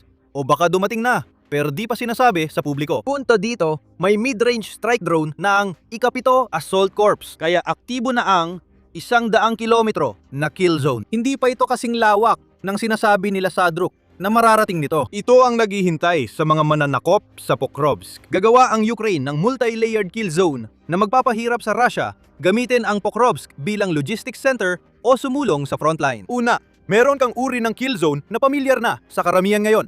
Umaabot ito hanggang 30 kilometro mula sa harapan. At ang ganitong uri ng kill zone ay punong-puno ng FPV drones, kasama ng iba pang depensa na idinisenyo para pabagalin ang mga sundalong Ruso. Kasama sa tradisyonal na kill zone ang anti-tank na kanal, barbed wire, mina at dragon's teeth bilang depensa. Bukod sa pagpatay sa mga sumasalakay na sundalong Ruso, pwedeng gamitin ng depensa para itulak sila sa mga rutang may bitag. Hindi mawawala ang mga kill zone sa Pokrovsk, kundi iugnay lang sa bagong kill zone na 30 hanggang 100 kilometro mula sa harapan, kung saan ang mga mid-range na drone ay nadudulot ng pinsala. Dito pumapasok ang mga drone gaya ng FP2. Tataman nila ang lohistika, command post, at pantitipon ng tropa. Bunga nito, kuminang mga atake sa harap. Ang 30 km kill zone ay mananatili ang gamit nito. Pero mas kaunti na ang pressure mula sa mga sumisingit. Mas tatagal ang mga depensa at ang mga sundalong Ukranyano sa harapan ay mas mapapanatili ang kanilang mga posisyon dahil mas kaunti pa ang mga sundalong talagang nakakarating sa kanila. Para sa Rusya, isa lang ang ibig sabihin ng mas pinalawak na kill zone na ito. Maramihang mga casualty. Hindi kailangan ng Rusya ngayon sa Pokrovsk o buong Donetsk ang ganoong pangyayari. Nawawalan sila ng mahigit 1,000 sundalo araw-araw at madalas higit sa 1,500. Nung panahong yon, 1,600 sundalo ng Rusya ang namatay o nasugatan. Hindi maganda ang progreso sa Donetsk. Bago pa maliha ang 100 km Pokrovsk kill zone. Ayon sa papaalis na pinuno ng sandatahang lakas ng Ukraine, kailangang magsakripisyo ng Russia ng higit 400 sundalo kada kilometrong parisukat na nakuha nila sa Donetsk. Alexander Sirski, iniulat ng RBC Ukraine noong Hulyo 14. Mas palalain pa ng Pokrovsk kill zone ang bilang ng casualties ng Russia. May isang malaking usaping hindi pa natin hinaharap. Nakuha na ng Russia ang Pokrovsk, hindi ba? Paano makakagawa ng kill zone ang Ukraine sa rehiyon kapag nakuha na ito? Sasagutin natin ang mga tanong na yan mamaya at ipapaliwanag din kung ano talaga ang ibig sabihin ng 100 kilometro na kill zone. Pero bago natin gawin yan, paalala lang na nanonood kayo ng military show. Kung may natututunan kayo mula sa aming channel, huwag kalimutang mag-subscribe at i-enable ang notifications para makita nyo agad ang aming mga video kapag nailabas na. Taya, Pokrovsk, totoong inangkin ng Rusya na nakuha nila ang lungsod at mahalaga ang salitang inangkin. Noong Disyembre, sinabi ng Rusya na nabasag nila ang depensa ng Ukraine sa Pokrovsk at inangkin na ang lungsod. Kahina-hinala ang tiyempo ng mga pahayag na ito dahil isinabay ito sa bagong yugto ng usapang pangkapayapaan sa dulo ng 2025. Agad naging malinaw na nagsinungaling ang Rusya tungkol sa Pokrovsk para magkalamang sa usapan. Layunin ni Putin na sakupin ang buong Donetsk. Kung magkunyari siyang bumagsak na ang mahalagang lungsod, magagamit niya ito para magyabang na hindi na mapipigilan ang pagbagsak ng depensa ng Donetsk. Hindi pa nakuha ng Rusya ang Pokrovsk noong Disyembre. Noong Mayo 18, may mga posisyon pa rin ang Ukraine sa hilagang bahagi ng lungsod. Bagamat unti-unti nang napuputol ang mga posisyon na yon. Hindi maganda ang kalagayan ng Ukraine sa Pokrovsk, lalo na sa mismong lungsod na pinagmulan ng pangalan ng rehiyon. Pero yon ang punto. Hindi lang lungsod ang Pokrovsk. Buong rehiyon ito na kailangang pasukin ng Russia para sa ambisyon sa Donetsk. Patuloy ang labanan sa Pokrovsk. Nakararanas ngayon ng matitinding pag-atake mula sa Russia sa buong linya ng labanan. Noong Hulyo 20, iniulat ni Metz na sa nakalipas na 24 na oras, may 186 na sagupaan sa harapan na pinasimula ng Russia, kabilang ang 25 pag-atake sa direksyon ng Pokrovsk. Iyan ay mahigit ikawalong bahagi ng lahat ng pag-atake sa linya ng labanan na tumutok sa isang reyon. Ayon sa UNN, bahagyang mas mababa ito sa 22 pag-atake sa direksyon ng Pokrovsk. Bagamat idinagdag nito na may 3 labanan pa na kasalukuyang nagaganap. Binanggit din na inatake ng Russia ang ilang pamayanan sa rehiyon ng Pokrovsk, kabilang ang Toretska, Mirno at Novopavlivka. Ang punto na nais naming iparating dito ay kahit na halos bumagsak na ang lungsod ng Pokrovsk, ang buong reyon ay nananatili pa ring isang sona ng digmaan at patuloy pa ring ginagawa ng Russia ang parehong mga taktika nito sa sona ng digmaan na yon. Sa ulat nito noong Hulyo 18 tungkol sa kampanya ng Russia, sinabi ng Institute for the Study of War o ISW na patuloy pa ring pinalalaki ng Russia ang kanilang mga tagumpay at inaangkin na nasakop nila ang mga lugar na hindi naman talaga nila lubos na kontrolado. Gaya ng ginawa nito sa Pokrovsk noong Disyembre 2025. Ano nga ba ang nangyayari sa Pokrovsk? Isang sobrang bagal at mahirap na pag-usad ng Russia habang sinusubukan nitong tuluyang makalusot sa reyon para makapunta sa Dobropelya. Ang rehiyon iyon ang daan patungo sa mga lungsod sa Fortress Belt na Sloviansk at Kramatorsk na nasa 50 kilometro sa hilaga. At para mapigilan ito, mahalaga ang 100 kilometrong kill zone. Ang Pokrovsk ay naging isang kumunoy na kung saan hirap na hirap ng sumulong ang mga tropang Ruso at nagagawa lang nila ito kapalit ng malaking pagkalugi. Dahil sa mas malawak na kill zone sa Pokrovsk, mas mapapabagal ng Ukraine ang kanilang pagsulong na nagbibigay dito ng mas maraming oras para patibayin pa ang matibay ng Fortress Belt. Maaring makakita ka pa ng mga pagkakataon para sa mga kontra-atake sa Pokrovsk na resulta ng paghina ng likurang bahagi ng Russia na maaring idulot ng pagpapakilala ng mga mid-range na drone sa reyon. Hindi namin sinasabi na maaring mabawi ng Ukraine ang lungsod, pero maaari nitong mapalaya ang ilang bahagi ng teritoryo na maaari nitong patibayin at gamitin para palawakin pa ang mga kill zone ng mas papaloob. May isa pang dapat isaalang-alang ang Ukraine. Sa ulat noong Hulyo 6, sinabi ng New Voice of Ukraine na layon ng Russia gawing command at logistics hub ang Pokrovsk para sa kanilang tropa sa Hilaga. Muling nabanggit ang sinturon ng mga kuta, lalo na ang Kramatorsk at Sloviansk. Para maisa katuparan nito, sinabi ng isang source mula sa ikapitong Air Assault Corps sa pahayagan, ang pinakaginagawa ng mga Ruso ay sinusubukan nilang magpasok ng mas maraming puwersa at kagamitan sa Pokrovsk hanggat maaari. Sa gitna ng pagbagal ng mga pag-atake noong panahong iyon, nagpatuloy ang opisyal plano ng kalaban na ilagay ang punong tanggapan ng kanilang grupo sa Pokrovsk. Sa isang banda, luhikal ito. Sa kanduran, wala nang malalaking lungsod. Pavlivka na ang kasunod. Sa isang banda, kung papayagan ng Russia na gawin ang sentrong ito, masamang balita ito para sa Ukraine. Sa pagtitipon ng sundalo sa Pokrovsk, nakikita ng Ukraine ang bagong pagkakataon. Ang Pokrovsk ay isang maliit na lungsod. Walang masyadong mapuntahan ang mga tropang nagtipon doon. Lalo na ngayong malaking bahagi ng lungsod ay wasak na. Nagiging perpektong target sila para sa gitnang pag-atake. Sa pagpapalawak ng Pokrovsk kill zone sa 100 kilometro, nakikinabang ang Ukraine. Sa katotohanan, ang Pokrovsk lang ang tanging lungsod sa maraming kilometro sa paligid na maaaring gamitin ng Russia bilang sentro para makapasok pa ng mas malalim sa Donetsk. Ang mga benepisyong pang-logistics na matagal nang nagpahalaga sa Pokrovsk ay naging pabigat na ngayon para sa Russia. Maaring may hinala ang Ukraine na magagamit nito ang estratehiyang ito para mapalaya ang Pokrovsk balang araw. Ang 100 kilometrong kill zone ay hindi pa nakatuon sa derussification.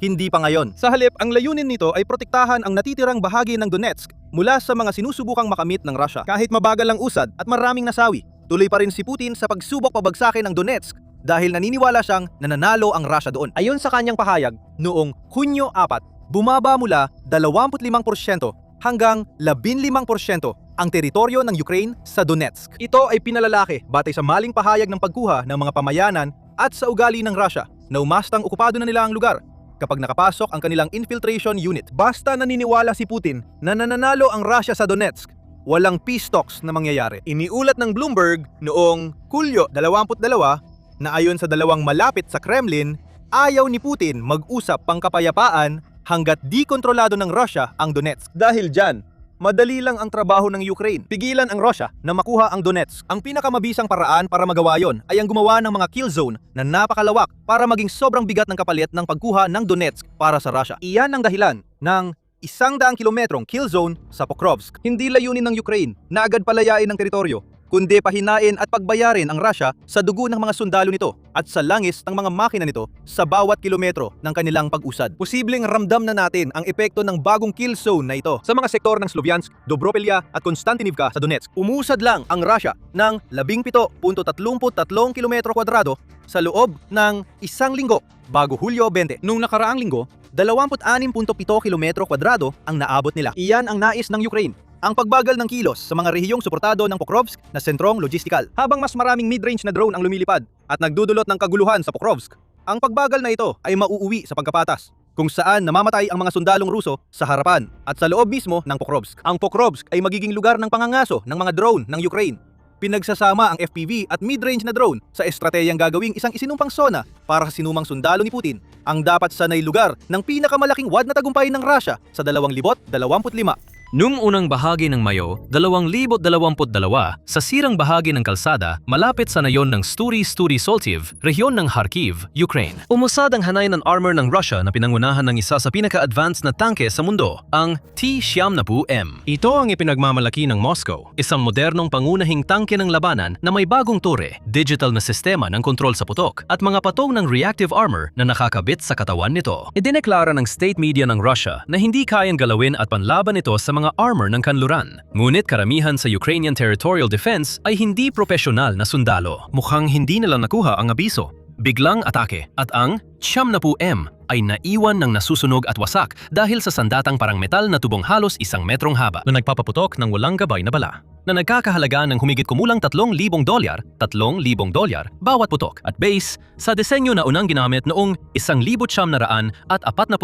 Ito ang gawa sa Sweden na Carl Gustaf Recoilless Rifle na kilala sa US bilang Metatlo Multi-Role Anti-Armor Anti-Personnel Weapon System o MORS. Tingnan natin kung paano patuloy na winawasak ng 80 taong gulang na recoilless rifle ang matitibay na armor ng Russia at kung paanong unti-unti nitong binabago ang doktrina ng makabagong digmaan. Ngayon, ang rifle ay isa lang ang rifle sa masalimuot na sitwasyon ng pinakawala ng mapagpasyang putok ayon sa ex-post ng Ministry ng Depensa ng Ukraine. Inutol muna ng Territorial Defense ang infantry escort ng tangke gamit ang machine gun sa katinamaan ng sasakyan gamit ang RPG-7 na tila na jam ang turret nito. Doon lamang tinapos ng Carl Gustav ang trabaho. Napansin ng mga eksperto na maaaring ang mapagpasyang dagok ay ang pagsabog ng sariling bala ng tangke. May open source na pagsusuri na nagsasabing maaaring sinira ng mga Ruso ang tangke para hindi makuha ng kalaban. Labis na natuwa ang mga Ukrainians sa resulta. Kaya nagpasalamat sila kay Haring Carl XVI Gustav ng Sweden at sa kanyang mga kababayan sa sandata. Isipin mo, isang murang Swedish na parang bazooka ang ginamit ng Ukraine para pabagsakin ang isa sa pinakamahal na tangke ng Russia. Ilang araw lang ang lumipas. Isang pangalawang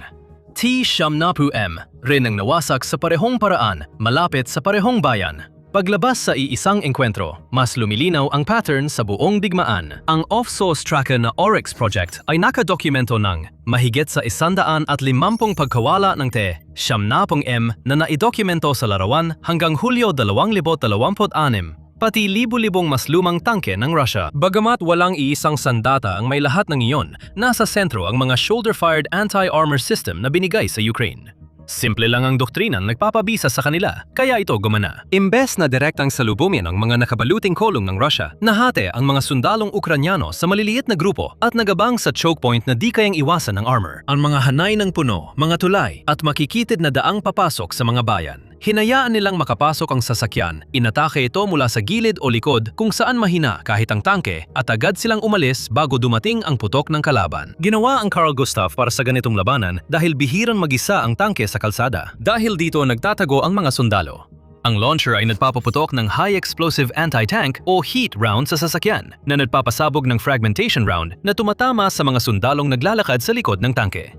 Isang sandata, dalawang uri ng target, ilang segundong agwat lang. Mismong mga tropang Ukrainyano sa lupa ang pinagmulan ng impormasyon tungkol sa bisa ng mga sandatang ito base sa kanilang panayam sa mga pahayagang militar ng Ukrainya. Ayon sa mga tagaputok ng Ukrainya, 5 bala lang ang dala nila, 4 sa assistant at 1 sa tagaputok. Sabi nila sapat na ang 5 dahil ang ganitong katumpak na sandata ay di kailangan ng maraming bala, kundi tamang bala at disiplina sa paghihintay ng tamang oras sa pagbaril. Ikinukuwento nila na mas gusto nila ang mechanical kaysa optical sa magulong labanan dahil mahirap i-align ang optic at ubos oras ito. Binanggit din nila ang drill ng 2 tao. Isang sundalo ang sumasalo ng tubo habang ang isa ay naglo-load mula sa likod. Mahigpit na patakaran na bawal tumayo sa loob ng 2 metro sa likod kapag nagpapaputok dahil nakamamatay ang lumalabas sa likod ng recoilless na sandata. Nabanggit din ng mga Ukrainyano ang bigat nito na parang wala lang na mas kahanga-hanga pa kaysa sa unang tingin. Ang M2 Carl Gustav na maaring masabing ang orihinal na malawakang ginagamit na modelo mula pa noong dekada 60 ay may bigat na 14.2 kilo. Ang sumunod dito, ang M3 na siyang unang ipinadala sa Ukraine mula Canada ay nabawasan ang bigat sa 10 kilo. Ang bagong M4 ay may bigat na 6.6 kilo, mas magaan ng isang katlo kaysa sa luma. Para maintindihan kung bakit epektibo ang sandatang ito, kailangan nating simulan sa isang mahalagang salita sa pangalan nito na madalas na hindi nababanggit, recoilless. Ang recoil ng karaniwang kanyon na may mabigat na bala ay kayang magbali ng balikat. Nilulutas ito ng Carl Gustav sa pamamagitan ng pisika, hindi elektronika. Habang nagpapaputok, isang tiyak na bahagi ng propellant gas ang inilalabas sa likod ng tubo sa pamamagitan ng konong nozzle. Ang pagsabog na iyon ay lumilikha ng kontrapuwersa na halos nakakansela sa momentum ng bala. Pinapayagan ng sundalo na buhatin sa balikat ang kanyon na madaling dalhin at mararamdaman lang ang matibay na tulak kapag nagpaputok. Pero ang eleganteng solusyong iyon ay may tactical na kabayaran na lalong nagiging mahalaga bawat taon. Ang pagsabog sa likuran ay nag-iiwan ng malinaw at matinding bakas ng alikabok, apoy at sobrang presyon. Lumilikha ito ng nakamamatay na danger zone mismo sa likod ng tagaputok. Sa larangang unti-unti ng mas binabantayan ng mga drone at thermal camera, ang backblast ay parang flare na nagbubunyag ng lokasyon ng tagaputok, kaya sinasanay ang mga tauhan na agad lumipat pagkatapos magpaputok. Ang prinsipyo ng pagiging recoilless ang dahilan kung bakit posible ang sandatang ito, at ito rin ang dahilan kung bakit ang kaligtasan dito ay nakasalalay sa bilis ng paggalaw. Ang isa pang kakaibang disenyo ng Carl Gustav kumpara sa iba ay ang baril nito ay may rifling sa loob. Ibig sabihin, may mga paikot na ukit ang loob ng baril na nagpapaikot sa projectile paglabas nito sa tubo, kaya nagiging mas matatag ito habang lumilipad, tulad ng pag-ikot ng football o bala ng rifle. Iba ito sa karaniwang disenyo ng halos lahat ng sandatang pangbalikat nitong nakaraang siglo, gaya ng Amerikanong bazooka, Aleman na Panzerschreck at Soviet RPG. Siya ang unang nakatama sa tangke noong 2022. Ang mga rocket launcher ay smoothbore at umaasa sa bala na may palikpik para patatagin at tamaan ang target. Karamihan sa modernong anti-tank na sandata ay smoothbore ang disenyo. Ginamit ng US ang M72 LAW disposable rocket launcher ng dekada bago ang AT-4. Isa pang Swedish na disenyo ng disposable recoilless launcher na unti-unting pumalit sa maraming mabibigat na kontra-armadura habang nasa serbisyo pa ang LAW. Pero ang umiikot na projectile, pinagsama sa recoilless system, kaya mas maraming propellant ang bala, nagbibigay sa Carl Gustaf ng mas mataas na bilis at katumpakan kahit malayo. May ilang paghahambing na nagpapakita na ang mga projectile ng Carl Gustaf ay umalis sa tubo na may bilis na ilang ulit na mas mataas kaysa sa rocket launcher. Sa praktika, ang Carl Gustaf ay may abot at katumpakan na 600 hanggang 700 metro, pero kayang lampasan ito ng bihasang tagabaril sa malalaking hindi gumagalaw na target. Dito pa lang nagsisimula ang mga pagkakaiba at mapapansin mong madalas naming tinutukoy ang mga makabagong launcher bilang mga ginagamit lang minsan at itinatapon na pagkatapos. Hindi ito aksidente dahil ang pinakakaraniwang disenyo ng anti-armor ay nangangailangan ng isang disposable na launcher bilang kapalit ng pagpapaliit ng kagamitan upang magamit ito ng mga infantry lamang. Hindi lang ito para sa mas maliit na AT-4, kundi pati sa mas malaking Anglo-Swedish NLA na nirerespeto rin dahil sa serbisyo sa digmaan. Doon lang sa Javelin, nagiging semi-reusable ang sistema. Ang Javelin ay isang single-use na missile na inilalagay sa loob ng launch tube nito sa pabrika at ang buong aparato ay ikinakabit sa Command Launch Unit o CLU na siyang mismong ginagamit ng tagabaril. Ang CLU ay may optics at guidance package na tumutukoy sa target, habang ang Javelin ang nagpuproseso ng pag-target at pinapayagan ng gunner na umatras para sa fire and forget. Nakakamit ng Carl Gustaf ang parehong kakayahang umangkop sa labanan sa ibang paraan. Imbes na guided missiles, ginagamit nito ang reusable launcher na may iba't ibang specialized na bala. Ang presyo ng sandata ay nasa $20,000. Depende sa kontrata at kung bakit ito napakahalaga. Iyan ang presyo ng mismong launcher. Pero ang presyo ng mga bala ay nag-iiba mula $500 hanggang halos $3,000 lamang. Nakadepende ito sa specs ng bala. Sa kabilang banda, ang Javelin CLU ay nakakahalaga ng higit sa $100,000 at ang halaga ng isang Javelin missile at tube assembly ay nasa pagitan ng $100,000 at $60,000, $100,000 at $60,000 at $170,000 at $70,000. Sa madaling salita, sobra-sobra ang presyo ng Javelin. Kahit kailangan mong gumamit ng maraming Carl Gustaf para pabagsakin ang tangke, ito ang totoong dahilan kung bakit mas nagtagal ang Carl Gustaf kaysa sa mga armas na ipinantapalit dito. Nakakagulat ang dami ng klase ng bala para sa 84mm na rifle, kaya mahalaga ang detalye. Laban sa armor, pangunahing gamit ang HEAT, 551 at ang mas pinahusay na 551 C variant, isang rocket-assisted anti-tank round na epektibo hanggang 700 metro. Katulad ng nominal range ng Ripple, mas mahalaga, kayang butasin ng bala ang halos 40 sentimetro ng bakal. Sa laban sa makabagong tangke na may reactive armor, maaring gamitin ng taga-baril ang tandem warhead, HEAT 751, kung saan maliit na precursor charge muna ang sumasabog sa armor. Nililinis ang daan para makalusot ang shape charge sa hull sa ilalim nito, kaya tumatagos ito ng mahigit 50 sentimetro ng armor kahit may reactive plating. Para sa masisikip na labanan sa lungsod, may balaring HEAT 655 para sa confined space. Gumagamit ng saltwater countermass, hindi purong gas, para bawasan ang bugso ng pagsabog sa likuran. Kaya nitong magamit ang sandata kahit sa loob ng kwarto. Isang kakayahan na hindi kayang gawin ng karaniwang recoilless na sandata nang hindi pinapatay ang mga tauhan. Sa madaling salita, kaya nitong gawing parang anti-tank sniper ang tagabaril mula sa pwesto sa loob o ibabaw ng ordinaryong gusali. Ngayon, bukod sa armor, ang pamilya ng mga bala ay parang buong infantry support company na pinagsama-sama sa isang tubo. Ang HEAT 502 ay dual-purpose na bala na kayang basagin ang magaang na armor, brick at bunker. May fuse ito na pwedeng itakda ng tagabaril para agad sumabog o makalipas ng ilang saglit para sumabog sa loob ng pader. Ang ASM 500 ay espesyal na anti-structure na bala para pabagsakin ang gusali at fortification. Habang ang MT 756 ay gumagamit ng tandem charge para butasin ang pinatibay na posisyon at patayin ang mga nagtatago sa loob. May mahigit 1,000 flechettes ang ADM 400 at isa para malapitan na depensa kontra infantry sa lantad na lugar. Ang high explosive HE 400 at 41 family ay nagpapasabog ng fragmentation hanggang 1 kilometro at pwedeng iset na sumabog sa ire sa ibabaw ng mga tropa sa trinsera. Ang pinakabagong bersyon nito ay 441 E, ang 448 na bala. Inanunsyo noong 2022 ay ipapadala sa iba't ibang bansa para sa mga gumagamit, gaya ng sandatahang lakas ng US at mga kapitbahay ng Sweden sa NATO. May smoke round para takpan ang galaw at illumination round para magbigay liwanag sa gabi. Sa dulo ng development roadmap ay ang Guided Multipurpose Munition, isang laser-guided na projectile na magkasamang dinevelop ng Saab at Raytheon. Nangangako itong tamaan ang mga gumagalaw na target hanggang sa humigit kumulang 2.5 kilometro na hinahatak ang analog na sandatang ito patungo sa tunay na precision. At kahit ang presyo ay mas makatwiran, abot sa $80,000.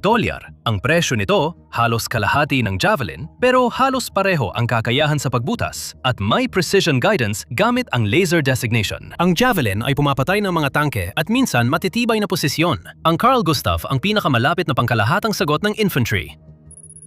Kung gusto mo pang makita ang pag-unlad ng sandata mula Sweden, US o ibang military power, mag-subscribe sa Military Show. Sinusuri namin ang iba't ibang sandata at gamit nito sa totoong labanan sa Ukraine at iba pang lugar. Balik tayo sa Carl Gustaf. Mahalaga ring tandaan na kahit versatile at reusable ang sandata, may ilang limitasyon pa rin ito. Hirap na ang lumang heat round sa makakapal na composite at reactive armor sa harap ng isang modernong main battle tank. Kaya madalas sa gilid, likuran at itaas ng tangke, nagmumula ang matagumpay na pag-atake sa Ukraine. Kaya rin may tandem rounds. Ang kakayahan nitong gumamit ng iba't ibang bala, mabilis mag-reload, madaling gamitin, at fire and forget na katangian ang dahilan. Kaya mahalaga pa rin ang rifle kahit 8 dekada ng umuunlad ang armor. Ito ang dahilan kung bakit ang Carl Gustaf ay isa sa natitirang man-portable recoilless rifle ngayon.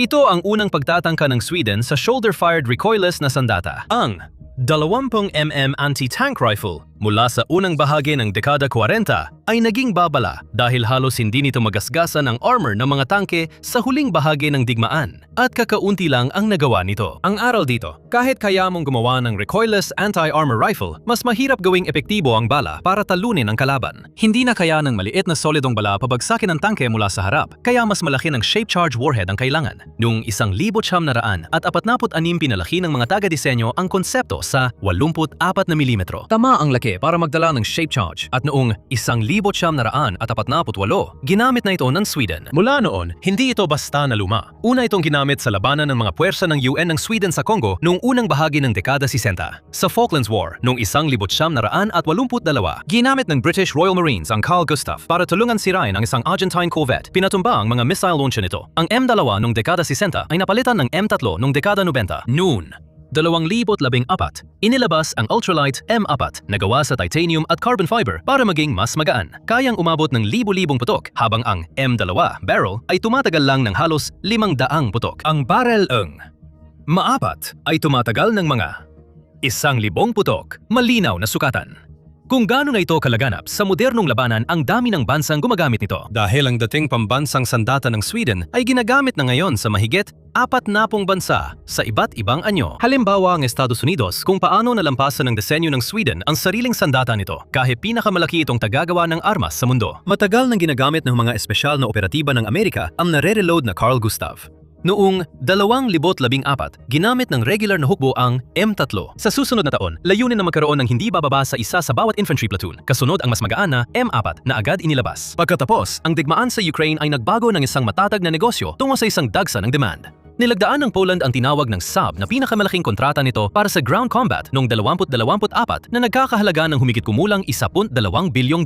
Lahat ng iyon ay napunta sa mga Ripley ng Carl Gustaf, bala at pagsasanay. Sumunod ang Japan, Lithuania at mga bansang Baltic. Sa parehong taon, sinimula ng Saab ang pagtatayo ng pabrika sa India. Ito ang kauna-unahang ganap na pag-aari nitong pasilidad ng produksyon sa labas ng Sweden at sinimulan ang pagpapalawak ng produksyon ng bala. Gumastos ang Sweden ng $100 milyong para palitan ang halos 500,000 bala na ipinadala sa Ukraine at mga kaalyado bilang kapalit ng kanilang donasyon. Ang isang 80 taong gulang na sandata ay hindi ginagamit sa ganoong kalaking antas kung hindi ito tunay na kapaki-pakinabang. Dito napapasok ang mas bagong mga pangyayari sa listahan. Ang nabanggit na bala na tinatawag na HE-400 at 48 na ipinares sa isang fire control device na tinatawag na FCD 558. Mag-isa, ang HE-400 at 48 ay isang high-explosive na bala. Ang alternatibong pangalan nitong HE-400 at 41E sa US ay nagpapakita na ito ay direktang pagpapabuti ng mas lumang HE-41 anti-personnel shell. May dalang 4,000 tungsten pellets para mas siksik na kamamatay at epektibo kontra sa may body armor. Ang pagkakaiba nito, kaya nitong makipag-ugnayan sa launcher kapag nailagay sa chamber. Ang bala at tubo ay naguulat ng sariling temperature ng propellant. Pagkatapos, isaset ng tagabaril ang distansya ng target at pipili ng direct impact o airburst, habang ang maliit na ballistic computer ang kakalkula ng tamang pagputok. Nakikipag-ugnayan sa fuse gamit ang Firebolt Data Protocol ng SAB, kaya raw tumama ang bala sa target na lagpas, isatuldok 5 kilometro, at sumabog ng eksakto sa ibabaw ng trinsera o pader, o isang pugad ng machine gun na nagbubuga ng mga piraso pababa sa mga kalabang nasa likod ng kublihan. Kaya matagal nang reklamo sa Carl Gustav ay isa pa rin itong simpleng tubo na dumidiretso sa kahit anong harang. Pero masasabi nating naresolba na ito sa pamamagitan ng inhenyeriya. Ang kakayahang ito laban sa mga trinsera ay nagbubunga rin ng ilang mga kawili-wiling teora kung paano ginagamit ang sandata sa Ukraine noong 2026. Ang dalawang pinakamalalaking problemang kinahaharap ng impanteryang Ukrainyano ay ang kalabang nakatago sa trinsera at armored na sasakyang sumusugod sa bukas na lupa. Pareho silang dinisenyo para talunin ng programmable airburst round. Sayang ang heat round sa kanila, at ang direktang putok ay pinipilit ang tagabaril sa matagal at lantad na pwestong may diretsong tanaw, isang sugal na maaari niyang matalo. Ang isang airburst na sumasabog sa itaas ng trinsera mula sa higit 1 kilometro ang layo ay isang ganap na magkaibang usapin at mas ligtas na paraan. Pwede itong ipalit sa artilyerya laban sa hiwa-hiwalay na sundalo, lalo na kung nakaayos na ang sandata. Ang He 448 at fire control device nito ay nagbibigay sa Ukrainian squad ng portable at eksaktong kakayahan laban sa mga sundalo na tunay na nagpapabago sa kakayahan ng anti-tank team. Bunga ito ng disenyo ng sandata at anyo ng labanan, kaya hindi na kailangang magpalagay-lagay kung sino ang humiling nito. Ngunit may isa pang posibleng solusyon na mas lihim at mabagsik. Ayon sa SAB, dinevelop ang HE448 based sa feedback at ugnayan sa mga customer, isang pahayag na madalas nilang gamitin sa kanilang mga materyales. Unang lumabas ang press release sa pahayag noong Mayo 2022 at nagsimulang tumanggap ng bala ang sandatahang lakas ng Sweden noong Disyembre 2021. Huli na para isaalang-alang na na-develop ang bala sa mga trenches ng Ukraine. Gayunpaman, ang mas bagong HE-758 ay talagang akma sa hinihingi. Inanunsyo ito noong Mayo 2026. Ang He-758 ay isang tandem anti-tank na bala at mahalaga, ito ang pumalit sa Heat He-751 na siyang kinilala sa mga pagwasak ng Carl Gustav sa mga Russian T-70M. Dito natatapos ang feedback loop bilang marketing phrase at nagiging bagay na pwede mo nang talagang matunton. Pinatunayan ng Ukrainian crew ang bisa ng Heat-751 laban sa Russian T-70. May Contact Lima at Relict Reactive Armor, parehong proteksyon na gamit ng Moscow sa kanilang pinakamagagandang tangke. Ginamit ng SAB ang mga resulta para maghanap ng bala na kayang talunin lahat ng Russian armor, hindi lang isa. Sa halip na gawin ito mano-mano, gumamit ang mga inhinyero ng SAB ng machine learning sa 50,000 precursor designs para makahanap ng configuration na kayang talunin lahat ng kilalang Russian reactive armor. Ang kinalabasan ay isang non-initiating precursor, isang charge na nag-aalis ng reactive plating nang hindi pinapaputok, kaya makalusot ang pangunahing charge sa hanggang 70 sentimetro ng armor. Paalala, ang unang disenyo ay tumatagos ng 50 sentimetro. Ayon sa mga ulat, inamin ng SAB na nakaapekto ang performance ng Carl Gustav sa Ukraine sa pagdevelop ng bagong bala. Ganyan ginagamit ng Sweden ang development loop. Isang Ukrainian ang nagpaputok ng Carl Gustav sa Russian tank at ang reactive armor ng tangkeng iyon at ng mga tangkeng nakaligtas ay nagiging datos. Ginagamit ang datos na iyon para sa simulation sa Sweden. Sa mas malawak na perspektibo, maliit na bahagi lang ang Carl Gustav ng mas malaking pagbabago.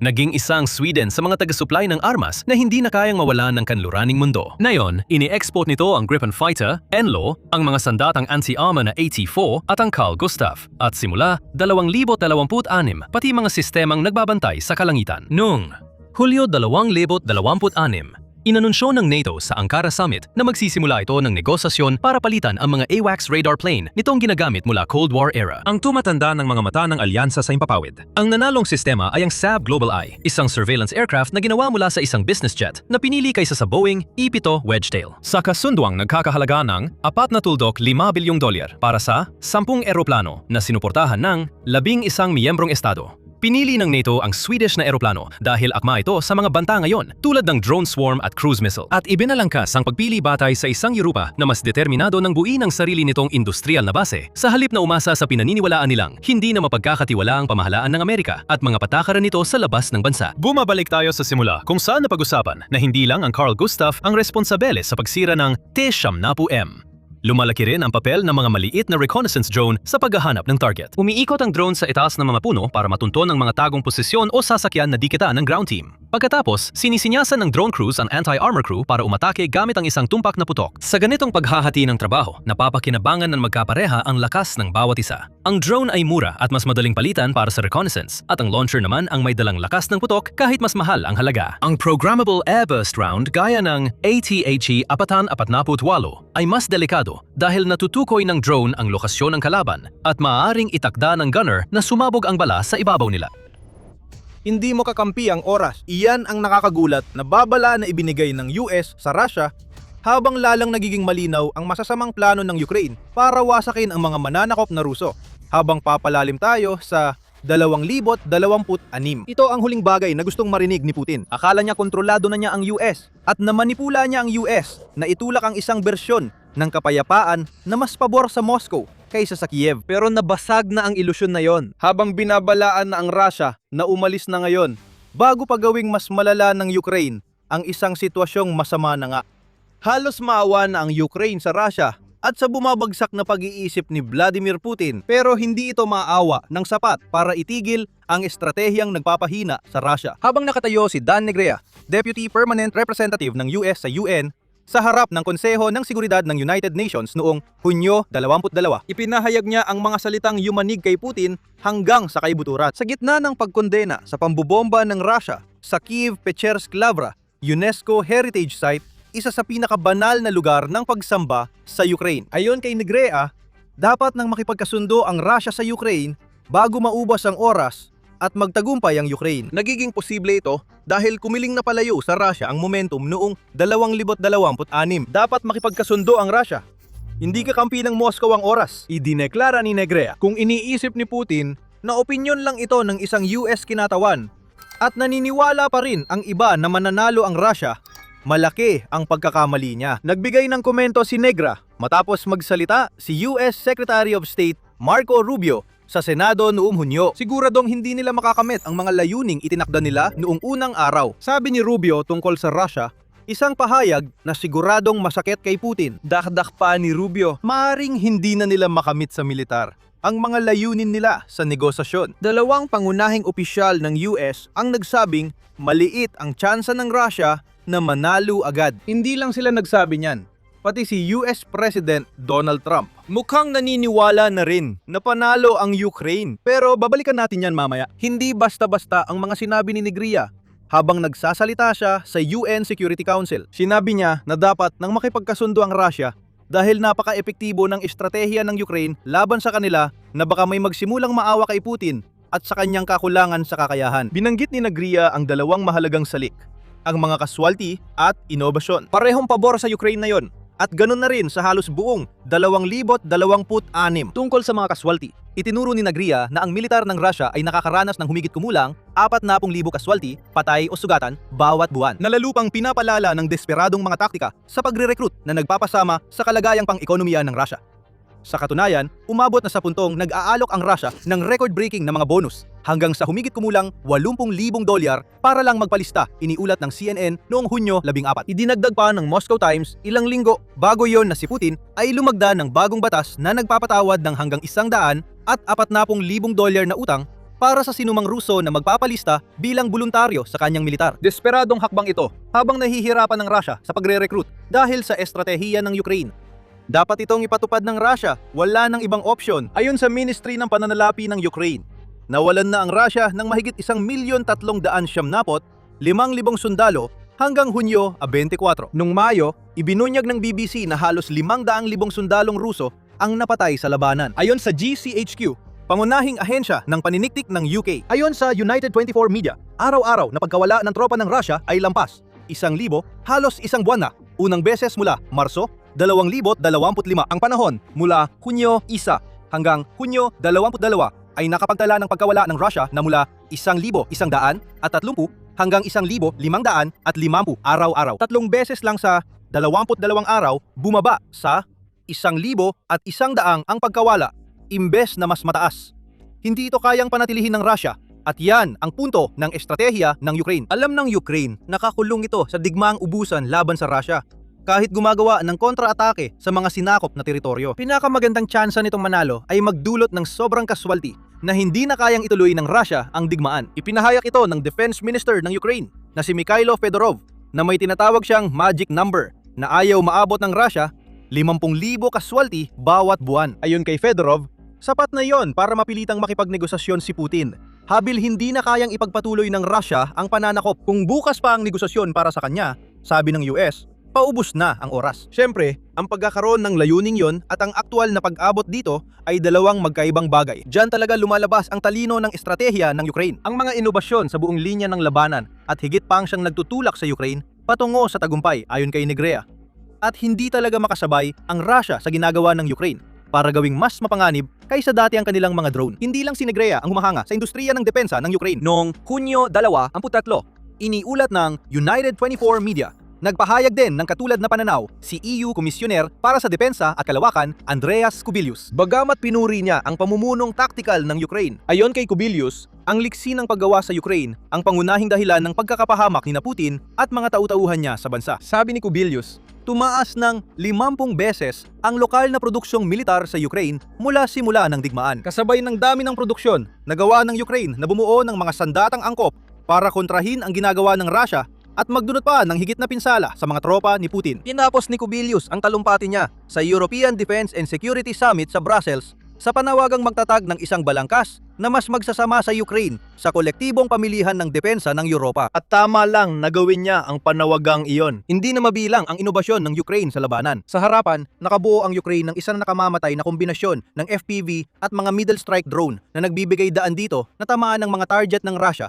na ilang daang kilometro ang layo sa likod ng harapan. Malaking pinsala sa Russia ang dulot ng middle strike. Ang logistics lockdown program ng Ukraine ay nagbibigay ng insentibo sa mga drone crew na sirain ang mga ruta ng supply at mga sasakyan na nagreresulta sa kakayahan ng Ukraine na ihiwalay ang Crimea at pigilan ang pagdaloy ng mga supply papunta sa harapan. Kasama rin ang pag-atake sa mga sentro ng command and control at iba pang pasilidad militar gaya ng drone launch sites. Nagbubunga ito ng estratehiyang nagpapahina sa mga pag-atake ng Russia sa linya ng labanan. Iyan ang dahilan kung bakit napakaraming kaswalti. Humihina ang mga puwerso ng Russia kahit na inuutos ni Putin na magsagawa pa ng mas maraming pag-atake bilang bahagi ng opensiba ng Russia ngayong tag-init. Ayon sa konseho sa ugnayang panlabas, matagal nang inibabaw ang mga drone sa frontline pagdating sa dami ng kaswalti. Umaabot sa 85% ng mga nasasawi at nasusugatan sa magkabilang panig ay sanhi ng mga lumilipad na bakal. Ngayon, ang estratehiya ng Ukraine ay gumamit ng kumpol ng FPV drones sa kill zone malapit sa frontlines na pinalakas ng bago nilang kakayahang umatake ng tumpak sa mga likurang lugar ng Russia. Pareho sa sinakop na teritoryo at sa Russia, binanggit ng konseho ang paggamit ng Ukraine sa AI-powered Hornet na nagkakahalaga ng $10,000 at naging susi sa pagharang sa lohistika. Ang naging resulta ng bagong henerasyon ng mga drone na ito ay ang ganap na pagbabago ng paraan ng paggamit ng magkabilang panig sa kanilang mga yaman. Para sa Ukraine, mas maraming drone at mas mataas na bilang ng mga pag-atake ang nagpapatuloy sa magagandang nagawa na nila. Mas simple ang kalkulasyon ng Russia at hindi ito epektibo sa anumang paraan. Mukhang estratehiya lang ni Putin ang magsalang lang ng mas marami pang sundalo. Hindi rin ito epektibo dahil sa mga hamon ng Russia sa pagre-recruit. Ito ang dahilan kaya sinasabi ni Negrea na nauubusan ng oras ang Moscow para makipag-usap. At naroon din si Pangulong Donald Trump ng Estados Unidos. Sa isang ulat noong Hunyo 23, ibinunyag ng Financial Times na ang suporta at papuri ng US para sa estratehiya ng Ukraine ay umaabot hanggang sa mismong upuan ng kapangyarihan sa White House. Sabi sa ulat, matagal nag-usap sina Trump at Pangulong Volodymyr Zelensky ng Ukraine sa isang hapunan sa Evian Levine noong unang bahagi ng Hunyo. Iniulat na sinabi ni Trump na humanga siya ng husto sa mga resultang militar na nakamit ng Ukraine sa ngayon sa taong 2026. Iniulat ng Pravda na tingin ng mga opisyal ng Ukraine na palatandaan ito ng posibleng mas matibay na suporta ni Trump sa Ukraine at dagdag na presyon kay Putin para tapusin ang digmaan. Presyon ang ipinapakita ni Rubio at Negrea. Sinasabi nilang paubos ng oras at dapat umalis na si Putin sa Ukraine bago masira ang kanyang pamumuno. Nagbunga rin ang pagpupulong ni Trump at Zelensky ng dagdag na hadlang kay Putin sa pagtupad ng kanyang mga layunin. Bago tayo magpatuloy, paalala lang na nanonood kayo ng Military Show. Kung hindi ka pa nakakapag-subscribe, na yon na ang tamang panahon para pindutin ang button na yan para masiguradong mas marami pa sa aming mga video ang makarating sa iyong feed. Galit na galit si Putin sa lahat ng mga pangyayaring ito. Direktang hinihikayat ng US si Putin na bumalik sa negosasyon at tanggapin na mahina na ang posisyon ng Russia. Lubos nang nadismaya si Putin kay Trump. Hindi direktang sinabi ni Putin, duwag siya para gawin yon. Sa halip, ginamit niya si Sergey Lavrov, ang foreign minister ng Russia, at isa sa marami niyang tagapagsalita para iparating ang balita. Noong Hunyo 23, nagreklamo si Lavrov na umatras ang US sa pagiging patas na tagapamagitan. At mukhang nakalimutan na ng US ang mga pahayag na ginawa ni Trump noong 2025 na nagpapahiwatig na pumapanig ang US sa panig ng Russia. Parang pagsumpong ng Russia ito para sa amin. At tuloy pa rin si Putin sa pagbatikos sa US sa tulong ng kanyang mga tauhan. Iniulat ng US media na sa 3 araw bago ang Hunyo 23, 3 opisyal ng Russia ang nagreklamo na hindi tumutupad ang US. Isa si Lavrov sa kanila bago siya, si Yuri Usakov na tagapayo ng Kremlin, na nagsabing tanging ang Russia lamang ang nanatiling tapat sa pagtupad ng kasunduang nabuo kasama ang US, habang ang kabilang panig, ayon sa lumalabas ngayon, ay hindi ganap na nagampanan ang kanilang bahagi. Pagkatapos magreklamo si Lavrov, sinabi ng deputy niyang si Sergei Ryabkov na lumihis ang US mula sa mga kasunduang naabot sa Alaska Summit noong 2025. Napapansin naming ang Washington ay lumalapit sa pinakamatinding anti-Russia na patakaran ng mga kaalyado nitong UK at France sa Europa. Sinundan ni Lavrov ang kanyang mga pahayag na binanggit na ang anumang pag-asa na ang US ay maaring maging tapat na tagapamagitan ay gumuho na nangangahulugang mapipilitan ang Russia na ipagpatuloy ang pananakop. Nakakagulat ang hayagang pagkukunyari sa mga pahayag na ito. Ang ginagagawa lang ng Russia rito ay nagwawala ang buong Kremlin. Dahil pakiramdam ni Putin ay hindi na niya mamanipula ang US para kumampi sa kanya. Nabunyad ang kasinungalingan tungkol sa progreso at tagumpay ng Russia sa Ukraine dahil sa estratehiya ng Ukraine na nagbigay sa kanila ng inisyatiba sa digmaan. Kinilala na ng US ang epekto ng estratehiya at nagiging desperado na si Putin. Nagsimumula na niyang ibintang sa iba ang sarili niyang ginagawa. Ayon sa The Financial Times, nagtalumpati si Putin sa mga nagtapos ng militar noong Hunyo 23. Sa talumpati niya, sinabi ni Putin na ang mga pag-atake ng Ukraine na katamtaman at malayuan ng saklaw ay palatandaan ng kawalang pag-asa dahil hindi nila mapigilan ang pagsulong ng Russia. Ang mga drone at pag-atake sa sibilyan, militar at infrastruktura. Para saan ang mga ito? Para guluhin ang lipunan at lumika ng kung anong kawalang katiyakan sa aksyon ng sandatahang lakas ng Russia. Sinabi ito ni Putin sa isang manhid na talumpati na binabaliwala ang mga taktika ng Russia sa buong digmaan at iniharap sa mga sundalong malapit na niyang ipadala para mamatay sa unahan ng labanan. Kalokohan lang yan. Maraming teritoryo ang nawala sa Russia noong 2026, lalo na noong Abril at Mayo nang mabawi ng Ukraine ang ilan sa mga ito.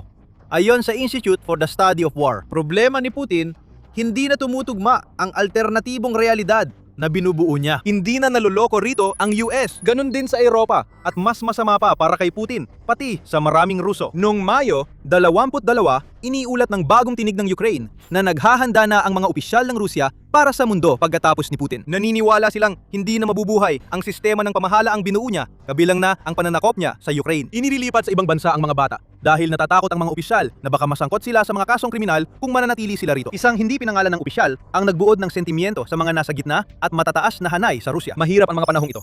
Malinaw na yan at wala nang saysay magsinungaling pa. Pero kahit ganon, patuloy pa ring nagsisinungaling si Putin at ang kanyang mga kasamahan. Ngayon, ginagawa nila ito dahil desperado at galit na sila. Hindi na dahil naniniwala silang kaya ng kasinungalingan ibalik ang US sa kanilang panig. At dapat lang na magalit si Putin. Bukod sa panawagan ng US na sumuko si Putin at papuri ni Trump sa estratehiyang militar ng Ukraine, higit sa lahat ang nagpapapula ng muka ni Putin, ang mga galaw ng Patriot. Kung akala mong ang pagpuri ni Trump sa estratehiya ng Ukraine ang pinakamalaking balita mula sa pagpupulong nila ni Zelensky, nagkakamali ka. Iniulat ni Zelensky na positibo ang tugon ni Pangulong US at Rubio matapos ang pagpupulong kay Trump tungkol sa pagbibigay ng lisensya sa mga kumpanyang depensa ng Europa para gumawa ng mga pangharang na misil ng Patriot. Malaking bagay ito. Sinabi ni Zelensky na unang beses tumugon ng positibo ang US sa ideya.